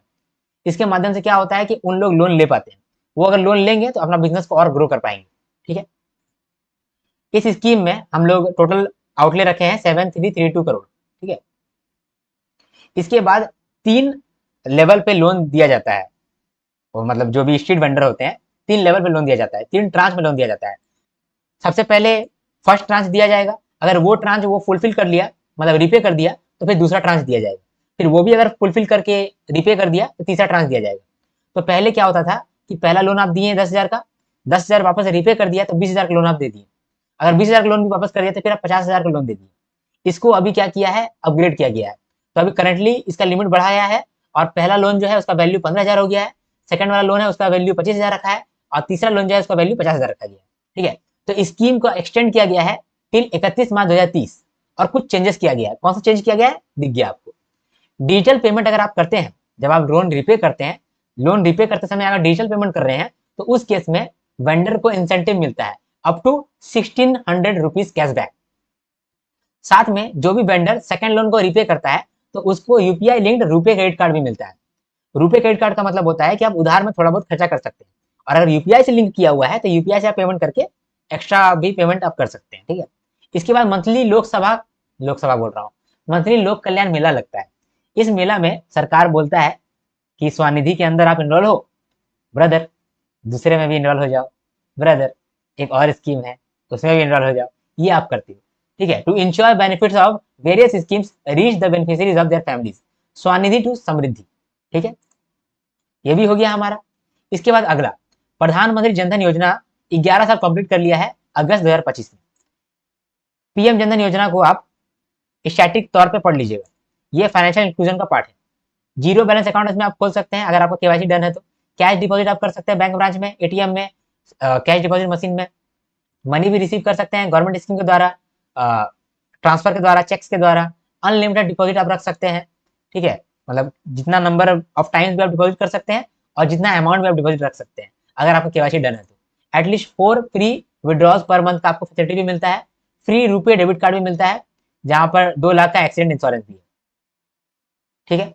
टोटल अकाउंट का बात करते हैं, टोटल अकाउंट 56 करोड़ हो गया है। यहाँ पर देखो मोदी जी कहते हैं ना 56 इंच का सीना, ठीक है, तो 56 करोड़ का इसमें टोटल अकाउंट खुल चुका है। इसमें से वुमेन का अकाउंट 55.7% है, रूरल और अर्बन एरियाज में अकाउंट 66.7% है। डिपॉजिट जो है 2.68 लाख करोड़ है और एवरेज डिपॉजिट देखा जाए तो 4,768 रुपया एवरेज डिपॉजिट है, जो कि 3.5 गुना से भी ज्यादा है अगर कंपेयर करें अगस्त 2015 से, ठीक है। रुपे कार्ड जो है वो 68.68 करोड़ इशू कर दिया गया है, ठीक। इसके बाद मत्स्य शक्ति प्रोजेक्ट, इसके अंदर हम लोग क्या कर रहे हैं, जो माइनॉरिटी कम्युनिटी है उसके लिए हम लोग ये प्रोजेक्ट लेकर के आए हैं और उनको बोले हैं कि देखो माइनॉरिटी कम्युनिटी तुम लोग जो है ना वो स्टार्टअप करो। स्टार्टअप किसमें करो, फिशरीज सेक्टर के अंदर करो, ठीक है, फिशरीज सेक्टर के अंदर आप लोग स्टार्टअप करो। इसके लिए ट्रेनिंग देगा सरकार, ठीक है। तो ये माइनॉरिटी के लिए ही रखा गया है प्राइमरीली, लेकिन अगर मेजोरिटी है तो उसको भी हम लोग कुछ सीट रिजर्व कर दे रहे हैं, ठीक है। तो ये जो मत्स्य शक्ति प्रोजेक्ट है इसको लाया गया है ताकि हम लोग इंकरेज कर सके entrepreneurship in fisheries among minority communities so that they can start fishing and aquaculture based startups, ठीक है। ये जो प्रोजेक्ट है ये लॉन्च किया गया था under PM Vikas scheme by ministry of minority affairs. इसको इंप्लीमेंट कर रहे हैं मिनिस्ट्री ऑफ माइनॉरिटी अफेयर्स और ICAR central marine fisheries research institute. Primarily ये माइनॉरिटी के लिए ही आया है, लेकिन मेजोरिटी के लिए भी इसको रिजर्व कर दिया गया है 15 और 20%, है ना, 15 से 25%। ट्रेनिंग दिया जाएगा, जो भी कम्युनिटीज है उसको ट्रेनिंग दिया जाएगा। 3 मॉड्यूल्स में ट्रेनिंग देंगे, फिश प्रोडक्शन, एक्वाकल्चर और वुमेन लीडरशिप डेवलपमेंट, ठीक है। कितने लोगों को यहाँ पर ट्रेनिंग मिलने वाला है, 690 पार्टिसिपेंट्स को यहाँ ट्रेनिंग मिलेगा। ट्रेनिंग के साथ साथ स्टाइपेंड भी मिलेगा। ये जो 690 पार्टिसिपेंट्स है इनमें से 270 पार्टिसिपेंट्स ऐसे होंगे जिनको non traditional fisheries based skill के अंदर ट्रेनिंग दिया जाएगा। ये जो non traditional fisheries based skill है ये है क्या, आप देखते होंगे जो एक्वेरियम में मछली होता है वो अलग अलग कलर का मछली होता है, तो उस कलर का मछली को पालना, ठीक है, या फिर मोती निकालना, ये सब थोड़ा सा एक्स्ट्रा काम है, नॉन ट्रेडिशनल काम है। तो इसमें हम लोग 270 वर्कर्स को, पार्टिसिपेंट्स को सिखाएंगे, ठीक है। इसके बाद 90 पार्टिसिपेंट्स को सिखाएंगे फिश प्रोसेसिंग और प्रोडक्शन कैसे करते हैं। इसके बाद 180 पार्टिसिपेंट्स को हम लोग केज एक्वाकल्चर में ट्रेनिंग देंगे। केज एक्वाकल्चर का मतलब होता है कि पानी के अंदर हम लोग कुछ गुफा बना दिए हैं जहां पर हम लोग ये बता रहे हैं कि किस तरीके से तुम लोग मछली पकड़ना है या फिर मछली को रखना है ताकि वो फ्री भी फील करे और आपका मछली का उत्पादन भी ज्यादा रहे। 420 वुमेन को हम लोग ट्रेन कर रहे हैं लीडरशिप के अंदर, ठीक है, डन, समझ में आ गया आपको। चलो आगे बढ़ते हैं। इसके बाद इंडिया और जापान का ज्वाइंट विजन हुआ है 10 सालों के लिए, 2025 से लेकर के 35 तक इंडिया और जापान का ज्वाइंट विजन हुआ है, जिसमें इकोनॉमिक पार्टनरशिप हुआ है, इकोनॉमिक सिक्योरिटी के लिए बात हुआ है कि सप्लाई चेन कैसे मैनेज करना है, नेक्स्ट जनरेशन मोबिलिटी के ऊपर बात हुआ है, इकोलॉजी एंड क्लीन एनर्जी को लेकर के एग्रीमेंट हुआ है, टेक्नोलॉजी और इनोवेशन को लेकर के हमारा बात हुआ है, हेल्थ एंड वेलनेस को लेकर के भी बात हुआ है, पीपल टू पीपल एक्सचेंज इसके बारे में भी डिस्कशन हुआ है और next generation state prefecture partnership के बारे में भी एग्रीमेंट हुआ है। तो ये 8 तरीके का एग्रीमेंट हुआ है अगले 10 सालों के लिए। एक एक करके समझते हैं। इकोनॉमिक पार्टनरशिप के अंदर क्या हो रहा है, जापान जो है अपना 10 ट्रिलियन रुपीज यहाँ पर खर्चा करने वाला है इंडिया के अंदर। Japan to invest Japanese yen 10 trillion, जो कि 5.5 लाख करोड़ होता है, इंडिया में इन्वेस्ट कर रहा है। कैसे इन्वेस्ट करेगा, इंडिया में कंपनी खोलेगा, वो कंपनी यहाँ पर आके सर्विस देगा जैसे कि जापानीज बैंक और इंश्योरेंस कंपनी वगैरह वगैरह। इसके बाद एनर्जी सिक्योरिटी, सप्लाई चेन हम लोग मैनेज करना चाहते हैं, तो इसीलिए हम लोग जापान के साथ मिल करके सप्लाई चेन को सिक्योर करना चाहते हैं, सेमीकंडक्टर बैटरीज का, फार्मा मटेरियल्स का, रेयर अर्थ मटेरियल्स का, ताकि हम लोग का जो ओवर डिपेंडेंस है चाइना पे वो कम हो जाए। इसके बाद तीसरा है नेक्स्ट जेन मोबिलिटी। यहाँ पर हम लोग यानी जापान जो है यहाँ पर इंडिया को हेल्प कर रहा है with bullet train, metro, EV, यानी इंफ्रास्ट्रक्चर में जापान इंडिया को हेल्प कर रहा है। इसके बाद चौथा नंबर पर आता है ecology and clean energy. Japan का रिसाइकलिंग हैबिट्स बहुत स्ट्रांग है, ठीक है, और उनके पास टेक्नोलॉजी भी अच्छा खासा है, और इंडिया का पास सोलर मिशन है, मतलब इंडिया का भी क्लीन एनर्जी पे अच्छा काम हो चुका है और जापान का भी हो चुका है। तो ये लोग दोनों मिल करके लो कार्बन इकोनॉमी को प्रमोट करेगा और रिन्यूएबल एनर्जी को प्रमोट करेगा, और नेट जीरो अचीव कर लेगा बाय 2070। इंडिया कर लेगा बाय 2070 और जापान कर लेगा बाय 2050। ठीक है। इसके बाद टेक्नोलॉजी और इनोवेशन की बात करें तो टेक्नोलॉजी के लिए स्टार्टअप कोलैबोरेशन करवा रहे हैं। जापान का और इंडिया का दोनों का स्टार्टअप जो है वो कोलैबोरेट करेगा ताकि इनोवेशन हो सके, ठीक है, एडवांस टेक्नोलॉजी पे काम हो सके। साथ में स्टार्टअप्स को फंडिंग देने के लिए India Japan fund of funds का भी निर्माण हुआ है ताकि स्टार्टअप्स को पैसा मिल सके, वो लोग इनोवेशन कर सके। इसके बाद हम लोग स्पेस टेक्नोलॉजी का भी इस्तेमाल करके कॉपरेशन कर रहे हैं इंडिया और जापान के बीच में। तो इस मिशन को हम लोग बोल रहे हैं लुपेक्स मिशन। लुपेक्स का फुल फॉर्म है लूनर पोलर एक्सप्लोरेशन मिशन, ठीक है। इसके बाद हम लोग ज्वाइंट रिसर्च कर रहे हैं फूड टेक्नोलॉजी पे और एग्रीकल्चर साइंस पे, ठीक है। हेल्थ एंड वेलनेस का बात करते हैं। इंडिया जो है आयुर्वेदा और योगा सेंटर जापान में खोल रहा है, और जापान जो है वो फैसिलिटी देगा, ट्रीटमेंट फैसिलिटी, जो वहाँ पर अच्छा खासा मटेरियल है, मतलब अच्छा खासा मशीन है, हॉस्पिटल है, तो वहाँ पर इंडियन पेशेंट जा करके ट्रीटमेंट ले सकता है, ठीक है। जापान जो है आयुष्मान भारत हेल्थ इंश्योरेंस को लिंक कर दिया है अपने देश का हेल्थ इंश्योरेंस के साथ, ठीक है। जापान का हेल्थ इंश्योरेंस है, जापान का हेल्थ इंश्योरेंस, ठीक, उसके साथ मतलब ये लिंक कर दिया है, ठीक है। People to people exchange. अब देखो जापान जो है वो वहाँ का जो लोग है वो बूढ़ा हो रहा है, तो वहाँ पर यंग वर्कफोर्स चाहिए। तो जापान बोला है कि हम लोग जो है वो इंडिया से लोग बुलाएंगे, तो यहाँ पर पीपल टू पीपल एक्सचेंज होगा। Japan needs young workforce, India है surplus youth. 5 lakh personal exchange होगा 5 साल के अंदर, इसमें से 50,000 जो है वो स्किल्ड प्रोफेशनल्स होंगे। इसके बाद next generation state prefecture partnership. हम लोग सिमिलर सिटीज को आपस में मिलाना चाहते हैं। तो मान लो कि सिस्टर सिटीज कुछ कुछ है, जैसे कि इंडिया का कॉमर्शियल कैपिटल और जापान का कॉमर्शियल कैपिटल, इन दोनों के बीच में हम लोग क्या बोलते हैं डायरेक्ट फ्लाइट्स चलाएंगे, ताकि थोड़ा सा हम लोग का मतलब कम्यूटेशन आसान हो जाए, है ना, मतलब ट्रैवल आसान हो जाए और एक दूसरे के कल्चर को धीरे धीरे समझने लगे, ठीक। ये काम हम लोग कर रहे हैं, ठीक। चलो, तो ये हम लोग समझ गए। अगला देखते हैं। अब यहाँ पर हम लोग सुने थे ना, ये 7वां नंबर कि पीपल टू पीपल एक्सचेंज, हम लोग कुछ लोग इंडिया से जापान भेजेंगे, जापान से इंडिया लेकर के आएंगे, उसको यहाँ पर और डिटेल में समझें। इंडिया और जापान जो है वो एग्री कर लिया है कि 5 लाख इंडिविजुअल्स को 5 साल में एक्सचेंज करना है, ठीक है। इसमें कौन कौन जाएंगे, देखो, एक है हाई स्किल्ड पर्सनल्स, जैसे कि इंडियन इंजीनियर्स हो गए, ठीक है, प्रोफेसर हो गए, आईटी एक्सपर्ट हो गए, तो ये लोग जो है Indian expert, Indian IT expert, Indian professor, ये लोग जाएंगे जापान, ठीक है। इसके बाद टीचर्स एंड ट्रेनिंग असिस्टेंट्स, जो इंग्लिश टीचर हैं, जो इंडिया में इंग्लिश टीचर हैं, वो भी जाएंगे और जापान में जाकर के पढ़ाएंगे। ये जो प्रोग्राम है जिसके अंदर इंग्लिश टीचर जा रहे हैं जापान, उस प्रोग्राम का नाम क्या है, जापान एक्सचेंज एंड टीचिंग, ठीक है, यहाँ पर ट्रेनिंग नहीं, Japan exchange and teaching, improve कर लेना, ठीक है। इसके बाद स्टूडेंट्स एंड रिसर्चर्स, स्टूडेंट्स और रिसर्चर्स भी बीच बीच में जाएगा जापान और वहाँ चेक करेगा कि रिसर्च किस तरह से हो सकता है। तो 3 प्रोग्राम ऑलरेडी चल रहा है। एक है सकुरा साइंस प्रोग्राम, इसको में इसके अंदर क्या होता है ना कि शॉर्ट रिसर्च में स्टूडेंट्स जाता है और देखता है कितना इनोवेशन हो रहा है, ठीक है, इसीलिए सकुरा साइंस प्रोग्राम चलाया गया है। एक है मिराई सेतु प्रोग्राम। इस प्रोग्राम के अंदर ना मान लो कोई पोस्ट ग्रेजुएट स्टूडेंट है, तो वो क्या करेगा, वो जापानीज कंपनी में जाकर के इंटर्नशिप ले सकता है।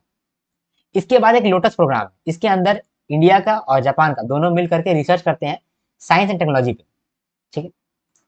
इसके बाद स्पेसिफाइड स्किल्ड वर्कर सिस्टम है, इसके अंदर जो इंडियन वेल्डर्स हैं, ठीक है, केयर गिवर्स हैं, कंस्ट्रक्शन वर्कर हैं, नर्सेस हैं, ये जाकर के अपना सर्विस प्रोवाइड करेंगी जापान में। अब सब कोई जापान जा रहा है, जापान से कोई आएगा नहीं क्या, जापान से आएगा, जापान से कोई कोई टीचर आएगा जो कि स्किल देगा हम लोग को, ताकि वही स्किल की मदद से हम लोग भी जापान जा सके। तो Japanese will teach us, train us in manufacturing, robotics, management skills. ठीक है, इसके बाद लैंग्वेज कैपेसिटी डेवलपमेंट भी हो रहा है। जापानीज लोग आएंगे और हम लोग को जापानीज सिखाएंगे। तो ये किस प्रोग्राम के तहत जापान भेज रहा है? निहोंगो पार्टनर प्रोग्राम के तहत। तो निहोंगो पार्टनर प्रोग्राम है जिसके तहत जापानीज लोग आएंगे हमारे इंडिया में और हम लोग को जापानीज का ट्रेनिंग देंगे। जॉब मैचिंग और माइग्रेशन सपोर्ट के लिए इंडिया जो है जापान को ऐड कर दिया है as a destination in its e migrate portal. ठीक है, इसके बाद लास्ट न्यूज है स्टेट एनर्जी एफिशिएंसी इंडेक्स 2024। ये जो इंडेक्स है इसको रिलीज किया गया है ब्यूरो ऑफ एनर्जी एफिशिएंसी के द्वारा। इस इंडेक्स को बनाया गया है by Bureau of Energy Efficiency plus AEEE alliance for an energy efficient economy. ये जो इंडेक्स है ये अलग अलग स्टेट को रैंक करता है based on their energy efficient operation. कौन सा स्टेट कितना एनर्जी एफिशिएंट हो पाया है या फिर उसके लिए काम कर रहा है, उस बेसिस पे हम लोग रैंक देते हैं। 66 इंडिकेटर्स का इस्तेमाल करते हैं और 7 सेक्टर में एनालाइज करते हैं, फिर जाकर के हम लोग रैंकिंग देते हैं। ठीक है, तो यहाँ पर फ्रंट रनर के केस में हम लोग देते हैं, अचीवर्स कैटेगरी में देते हैं, कॉन्टेंडर्स के कैटेगरी में देते हैं और एस्पिरेंट्स के कैटेगरी में देते हैं। फ्रंट रनर में महाराष्ट्र, कर्नाटका, तमिलनाडु, तेलंगाना और आंध्र प्रदेश आया है। अचीवर्स के कैटेगरी में असम और केरला आया है। कॉन्टेंडर्स के कैटेगरी में हरियाणा, पंजाब, राजस्थान, उड़ीसा और यूपी आया है और एस्पिरेंट्स के कैटेगरी में बाकी स्टेट्स आए हैं। ठीक है, जो भी बड़े बड़े स्टेट्स होते हैं, मान लो कि हम लोग उन लोगों को ग्रुप कर दिए हैं। फॉर एग्जाम्पल कोई बहुत ज़्यादा एनर्जी यूज करता है तो उसको हम लोग एक ग्रुप बना दिए हैं। कोई ऐसा स्टेट्स का ग्रुप है जो कि वो लोग थोड़ा बहुत कम एनर्जी इस्तेमाल करता है तो उसको हम लोग अलग कैटेगरी में बांट दिए। अब अलग अलग कैटेगरी में कौन फर्स्ट किया है उसको भी हम लोग देख लेते हैं। तो ग्रुप 1 जिसमें कि ऐसा स्टेट्स आता है जो कि 15 million tonne oil equivalent energy इस्तेमाल कर रहा है, उसका पहला ग्रुप है, उसमें महाराष्ट्र नंबर 1 पे है। इसके बाद ग्रुप 2 आता है जिसमें 5 से लेकर के 15 million tonne oil equivalent energy use हो रहा है। तो उस तरीके का जो स्टेट्स है उसमें आंध्र प्रदेश नंबर 1 पे है। इसका ग्रुप 3 आता है जहां पर 1 से लेकर के 5 मिलियन टन ऑयल इक्विवेलेंट आप यूज कर रहे हैं। तो उस तरह का जो स्टेट है उसके देखा जाए तो असम आता है नंबर 1 पे। इसके बाद ग्रुप 4 में ऐसा स्टेट्स आ गए जो कि 1 मिलियन टन ऑयल इक्विवेलेंट से भी कम एनर्जी यूज करते हैं। तो उस केस में त्रिपुरा नंबर 1 पे आ गया। ठीक है, 7 सेक्टर पे हम लोग एनालाइज कर रहे हैं। 7 सेक्टर कौन कौन सा है नाम याद रखिएगा, building, industry, municipal services, transport, agriculture, discoms यानी डिस्ट्रीब्यूशन कंपनीज और क्रॉस सेक्टर पॉलिसीज। ठीक है, ये सारा सेक्टर्स के अंदर कुछ सेक्टर यहाँ इंपॉर्टेंट है उसको रीड कर लेते हैं ना। बिल्डिंग्स का बात करते हैं तो बिल्डिंग्स के केस में क्या हो रहा है, सब लोग अब एनर्जी कंजर्वेशन बिल्डिंग कोड को मानने चालू कर दिए। 24 स्टेट्स ने नोटिफाई कर दिया है एनर्जी कंजर्वेशन बिल्डिंग कोड। इसका क्या मतलब होता है? इसका मतलब होता है कि आप लोग जो है अब जो भी बिल्डिंग्स बनाएंगे इन फ्यूचर में उन बिल्डिंग्स में सिर्फ एनर्जी एफिशिएंट चीजें का इस्तेमाल होगा। ठीक है, तो इस रूल को बना दिया गया है 24 स्टेट्स के द्वारा। इंडस्ट्रीज का बात करें तो इंडस्ट्रीज में 10 स्टेट्स ने एमएसएमई एनर्जी एफिशिएंसी पॉलिसी बना दिया है। ठीक है, एमएसएमई एनर्जी एफिशिएंसी पॉलिसी क्या होता है? ऐसा पॉलिसी जहां पर एमएसएमई लोगों का एनर्जी ऑडिट होता है। एनर्जी ऑडिट का मतलब कि वहां चेक किया जाता है कि एमएसएमई कौन कौन सा पुराना जमाना का मशीन यूज हो रहा है जिसमें कि ज्यादा एनर्जी खपत हो रहा है। तो पहले हम लोग उसको ऑडिट करते हैं कि कौन कौन सा मशीन है जो कि ज्यादा एनर्जी खा रहा है एमएसएमई लोगों का। फिर उन लोग को सजेस्ट करते हैं कि इसके लिए जो है ना तुम लोग नया मशीन लेकर के आओ ताकि तुम्हारा एनर्जी भी कम यूज हो और देश को भी बेनिफिट पहुंचे। ठीक है, तो 7 स्टेट्स ने मैंडेटरी कर दिया है एनर्जी ऑडिट्स को फॉर नॉन पेट इंडस्ट्री। इसमें पैट स्कीम आता है। पैट स्कीम का फुल फॉर्म होता है perform, achieve and trade. For example जैसे सरकार बोला है कि आपको मान लो 20% जो है आपको एनर्जी कम करना है, यूज करना है। ठीक है, मतलब कम यूज करना है।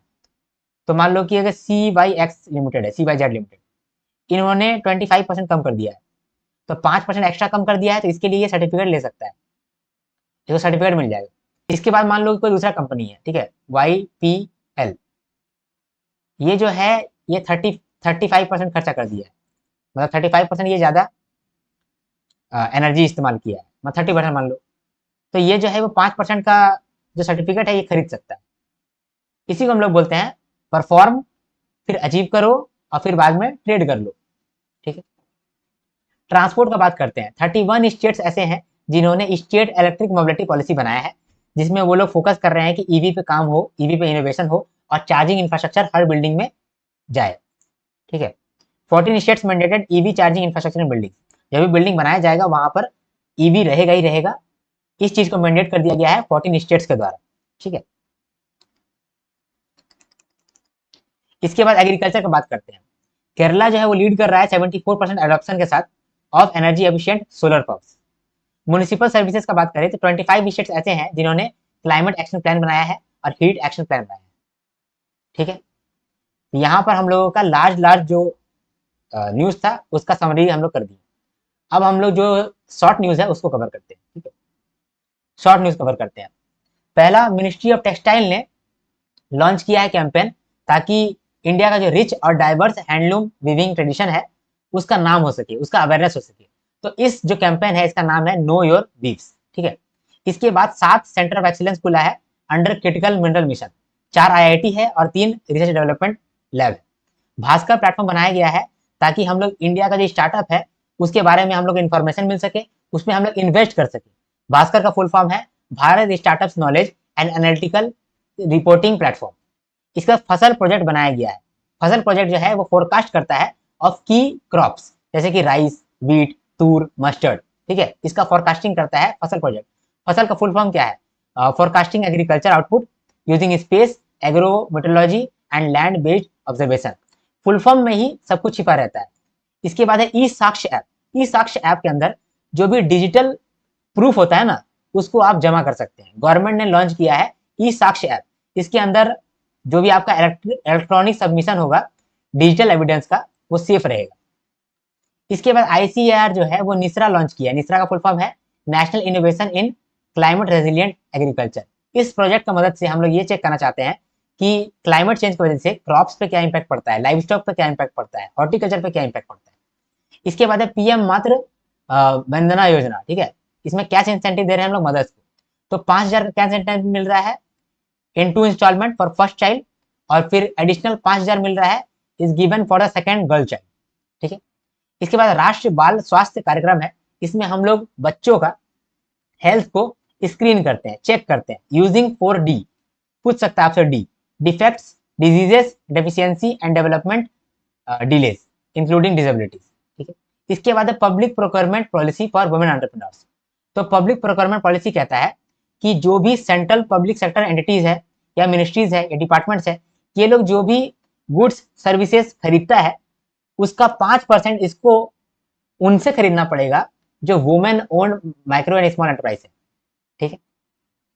इसके बाद रेपको बैंक ने बहुत अच्छा डिविडेंड दिया है गवर्नमेंट ऑफ इंडिया को, 140 करोड़ का इन्होंने नेट प्रॉफिट कमाया था। इसके बाद है भूनीर पोर्टल। भूनीर पोर्टल के अंदर ना आप ग्राउंड वाटर एब्स्ट्रैक्शन के लिए नो ऑब्जेक्शन सर्टिफिकेट फाइल कर सकते हैं, एप्लीकेशन कर सकते हैं।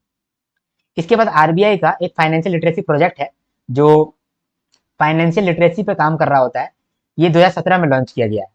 इसके बाद ओल्ड एज पेंशन का बात करते हैं। नेशनल सोशल असिस्टेंस प्रोग्राम के अंदर हम लोग सेंट्रल पेंशन दे रहे हैं एल्डरली बेनिफिशियरीज को। तो अगर मान लो कि किसी का एज 16 से 79 के बीच में है तो 200 पर मंथ उसको मिलेगा पेंशन। और अगर मान लो कि किसी का एज 80 या फिर उससे ज्यादा है तो उस केस में 500 रुपीज पर मंथ उसको मिलेगा। इसके बाद आवास सखी ऐप बनाया गया है। ये मिनिस्ट्री ऑफ रूरल डेवलपमेंट के द्वारा बनाया गया है ताकि सारा इंफॉर्मेशन मिल सके पीएम आवास योजना ग्रामीण के रिलेटेड, ठीक है। सखी का फुल फॉर्म क्या है? Support application for knowledge, help and innovation.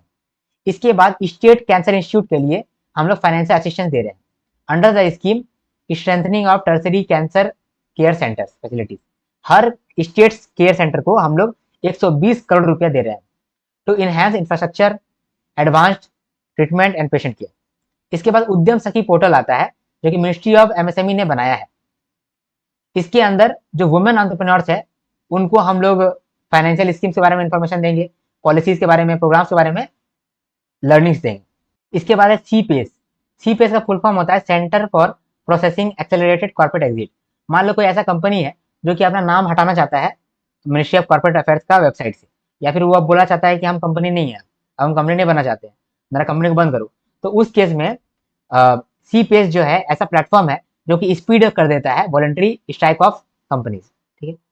इसके बाद ओडीएफ प्लस राइजिंग विलेज का डेफिनेशन अपडेट किया गया है। ओडीएफ का मतलब होता है ओपन डेफिकेशन फ्री स्टेटस। तो ओडीएफ प्लस राइजिंग विलेज कौन होते हैं? मतलब ऐसा विलेज जो कि अपना ओपन डेफिकेशन फ्री स्टेटस को फुलफिल कर रहा है, सस्टेन करके रखा हुआ है, साथ में वेस्ट मैनेजमेंट को भी अरेंज किया हुआ है। मतलब खुले में शौच भी नहीं कर रहा है, साथ में जो भी शौच हो रहा है उसका वेस्ट मैनेजमेंट भी कर ले रहा है। उस तरीके का जो विलेज उसको बोलते हैं ओडीएफ प्लस राइजिंग विलेज। इसके बाद अगला है, इंडिया जो है वो टेक्सटाइल एक्सपोर्ट में बाय 2030 टारगेट कर रहा है $100 बिलियन का। इंडिया जो है अभी 6th लार्जेस्ट एक्सपोर्टर है टेक्सटाइल का और अपरेल का, और इंडिया का 4.1% ग्लोबल शेयर है। इसके बाद government of India states stats app, इसको लॉन्च किया गया है एनएसओ के द्वारा, नेशनल स्टैटिस्टिक्स ऑफिसर के द्वारा। इसके बाद कंपनसेशन फॉर ओएमसीएस, देखो ऑल मार्केटिंग कंपनीज उसको बोल रहे हैं ओएमसी। तो जो ऑल मार्केटिंग कंपनी है ये डोमेस्टिक एलपीजी जो बेच रहा है उसके अंदर इन लोग को थोड़ा सा नुकसान हो रहा है, तो वो जो नुकसान हो रहा है उसका भरपाई कौन कर दे रहा है, ये सरकार कर दे रहा है। इसके लिए भरपाई करने के लिए 30,000 करोड़ का अप्रूवल मिला है, ठीक है, कंपनसेशन। इसके बाद जो आपको सब्सिडी मिलता है पीएम उज्ज्वला योजना के अंदर, उसके लिए 12,000 करोड़ रुपया अप्रूवल हुआ है। तो यूनियन कैबिनेट सैंक्शन 12,000 करोड़ रुपया for financial 26 as a targeted LPG subsidy of 300 rupees पर 14 kg सिलेंडर। इसके बाद इंडिया अचीव किया है हिस्ट्री डीप ओशियन एक्सपीडिशन, मतलब कि ओशियन के में बहुत डीप जाकर के कुछ खोजे हैं। तो उस तरीके का काम इंडिया पहली बार बहुत डीप गया है, इसीलिए हम लोग पढ़ रहे हैं। इंडिया का 2 एक्वानॉट है, जतिंदर पाल सिंह और राजू रमेश, ये लोग जो है 4,000 मीटर तक अंदर गया है अटलांटिक ओशन के अंदर, ठीक है। एक गया है 4,000 मीटर में, एक गया है 5,000 मीटर में अंदर गया है। तो ये पहला बार है जो कि कोई इंडिया जो है वहां पर पहुंच चुका है, ठीक है। इसके बाद मैराथन 2025 लॉन्च हुआ है आईआईटी मद्रास के अंदर। फिर सभासार, ये क्या है, जो भी ग्राम सभा होता है वहां का जो भी मीटिंग्स होता है उस मीटिंग्स को समराइज करने के लिए एक एआई टूल बनाया है, तो उस टूल का नाम है सभासार। जो भी ग्राम सभा हो रहा है उसका समरी कर दो, सभा का सार बना दो, इसलिए उसका नाम है सभासार, ठीक है। तो मिनिस्ट्री ऑफ पंचायती राज जो है लॉन्च किया है ये सभासार, जो कि एक AI powered meeting summarisation tool है, ठीक है। इसके बाद ई सुश्रुत क्या होता है, ई सुश्रुत जो है एक तरीके का हॉस्पिटल मैनेजमेंट इंफॉर्मेशन सिस्टम है। हॉस्पिटल मैनेजमेंट इंफॉर्मेशन सिस्टम ऐसा इंफॉर्मेशन सिस्टम है जिससे आप जो हेल्थ केयर है, मतलब जो आपका हॉस्पिटल है, क्लिनिक है, उसके बारे में सारा इंफॉर्मेशन आप अपना फोन में रख सकते हैं, ठीक। इसके बाद आई हब दिव्य संपर्क for travel students, travel students को हम लोग एआई में आगे बढ़ाने के लिए उन लोग को एक्सपीरियंस सेंटर बना दे रहे हैं। तो ईएमआरएस के अंदर, एकलव्य मॉडल रेसिडेंशियल स्कूल के अंदर लैब्स बनेगा, एक्सपीरियंस सेंटर बनेगा, और कौन बनाएगा, department of science and technology, और इसको लॉन्च किया गया है आईआईटी रुड़की के द्वारा, ताकि दिव्य संपर्क के थ्रू एआई का ज्ञान हो सके ट्रैवल स्टूडेंट्स को भी। इसके बाद नमस्ते स्कीम के अंदर हम लोग जो है ना कैपिटल सब्सिडी देते हैं। नमस्ते स्कीम वो स्कीम है जहां पर उनके लिए स्कीम है जो गंदगी साफ करते हैं अपने हाथों से, गटर में जाकर के साफ करते हैं, तो उन लोग को हम लोग मशीन खरीदने पे हेल्प कर रहे हैं, बोल रहे हैं मशीन खरीद लो, खरीदने के लिए जो खर्चा लगेगा उसके लिए हम लोग पैसा देंगे, सब्सिडी देंगे। तो पहले 5 लाख रुपए सब्सिडी देते थे, अब 7.5 लाख रुपए देंगे अगर इंडिविजुअल है तो। अगर ग्रुप है अप टू 5% का, तो उस केस में पहले 18.75 लाख देते थे, अब 25 लाख रुपए देंगे। इसका 4th सेमिकॉन इंडिया हुआ है, उसका थीम रखा गया क्या है, building the next semiconductor power house. इसके बाद गज गौरव अवार्ड्स दिया गया है वर्ल्ड एलिफेंट डे के दिन, जो 12 अगस्त को आता है, किसके द्वारा, ministry of environment forest and climate change के द्वारा, ठीक है। 2 individuals for outstanding contribution in elephant conservation and management. अब पार्टनरशिप में 4 पार्टनरशिप इंपॉर्टेंट है। गवर्नमेंट ऑफ इंडिया ने लेटर ऑफ इंटेंट साइन कर लिया है वर्ल्ड फूड प्रोग्राम के साथ, ताकि फोर्टिफाइड राइस सप्लाई हो सके इंडिया से कहीं और। कहीं और कहाँ पर, जहां पर ग्लोबल क्राइसिस जोन है वहां पर, जहां पर भी ग्लोबल क्राइसिस चल रहा है वहां पर इंडिया जो है अपना फोर्टिफाइड राइस भेजेगा, मतलब मिनरल वाला राइस भेजेगा, ठीक है। दूसरा क्या है, डिपार्टमेंट ऑफ पोस्ट और एसोसिएशन ऑफ म्यूचुअल फंड आपस में एमओयू साइन कर लिया है 3 साल के लिए, ताकि म्यूचुअल फंड को बेचा जा सके यूजिंग डिपार्टमेंट ऑफ पोस्ट का पोस्ट ऑफिस, ठीक है। तो पोस्ट ऑफिस के थ्रू म्यूचुअल फंड बिक जाए, इसीलिए डिपार्टमेंट ऑफ पोस्ट और एसोसिएशन ऑफ म्यूचुअल फंड आपस में पार्टनरशिप किया है।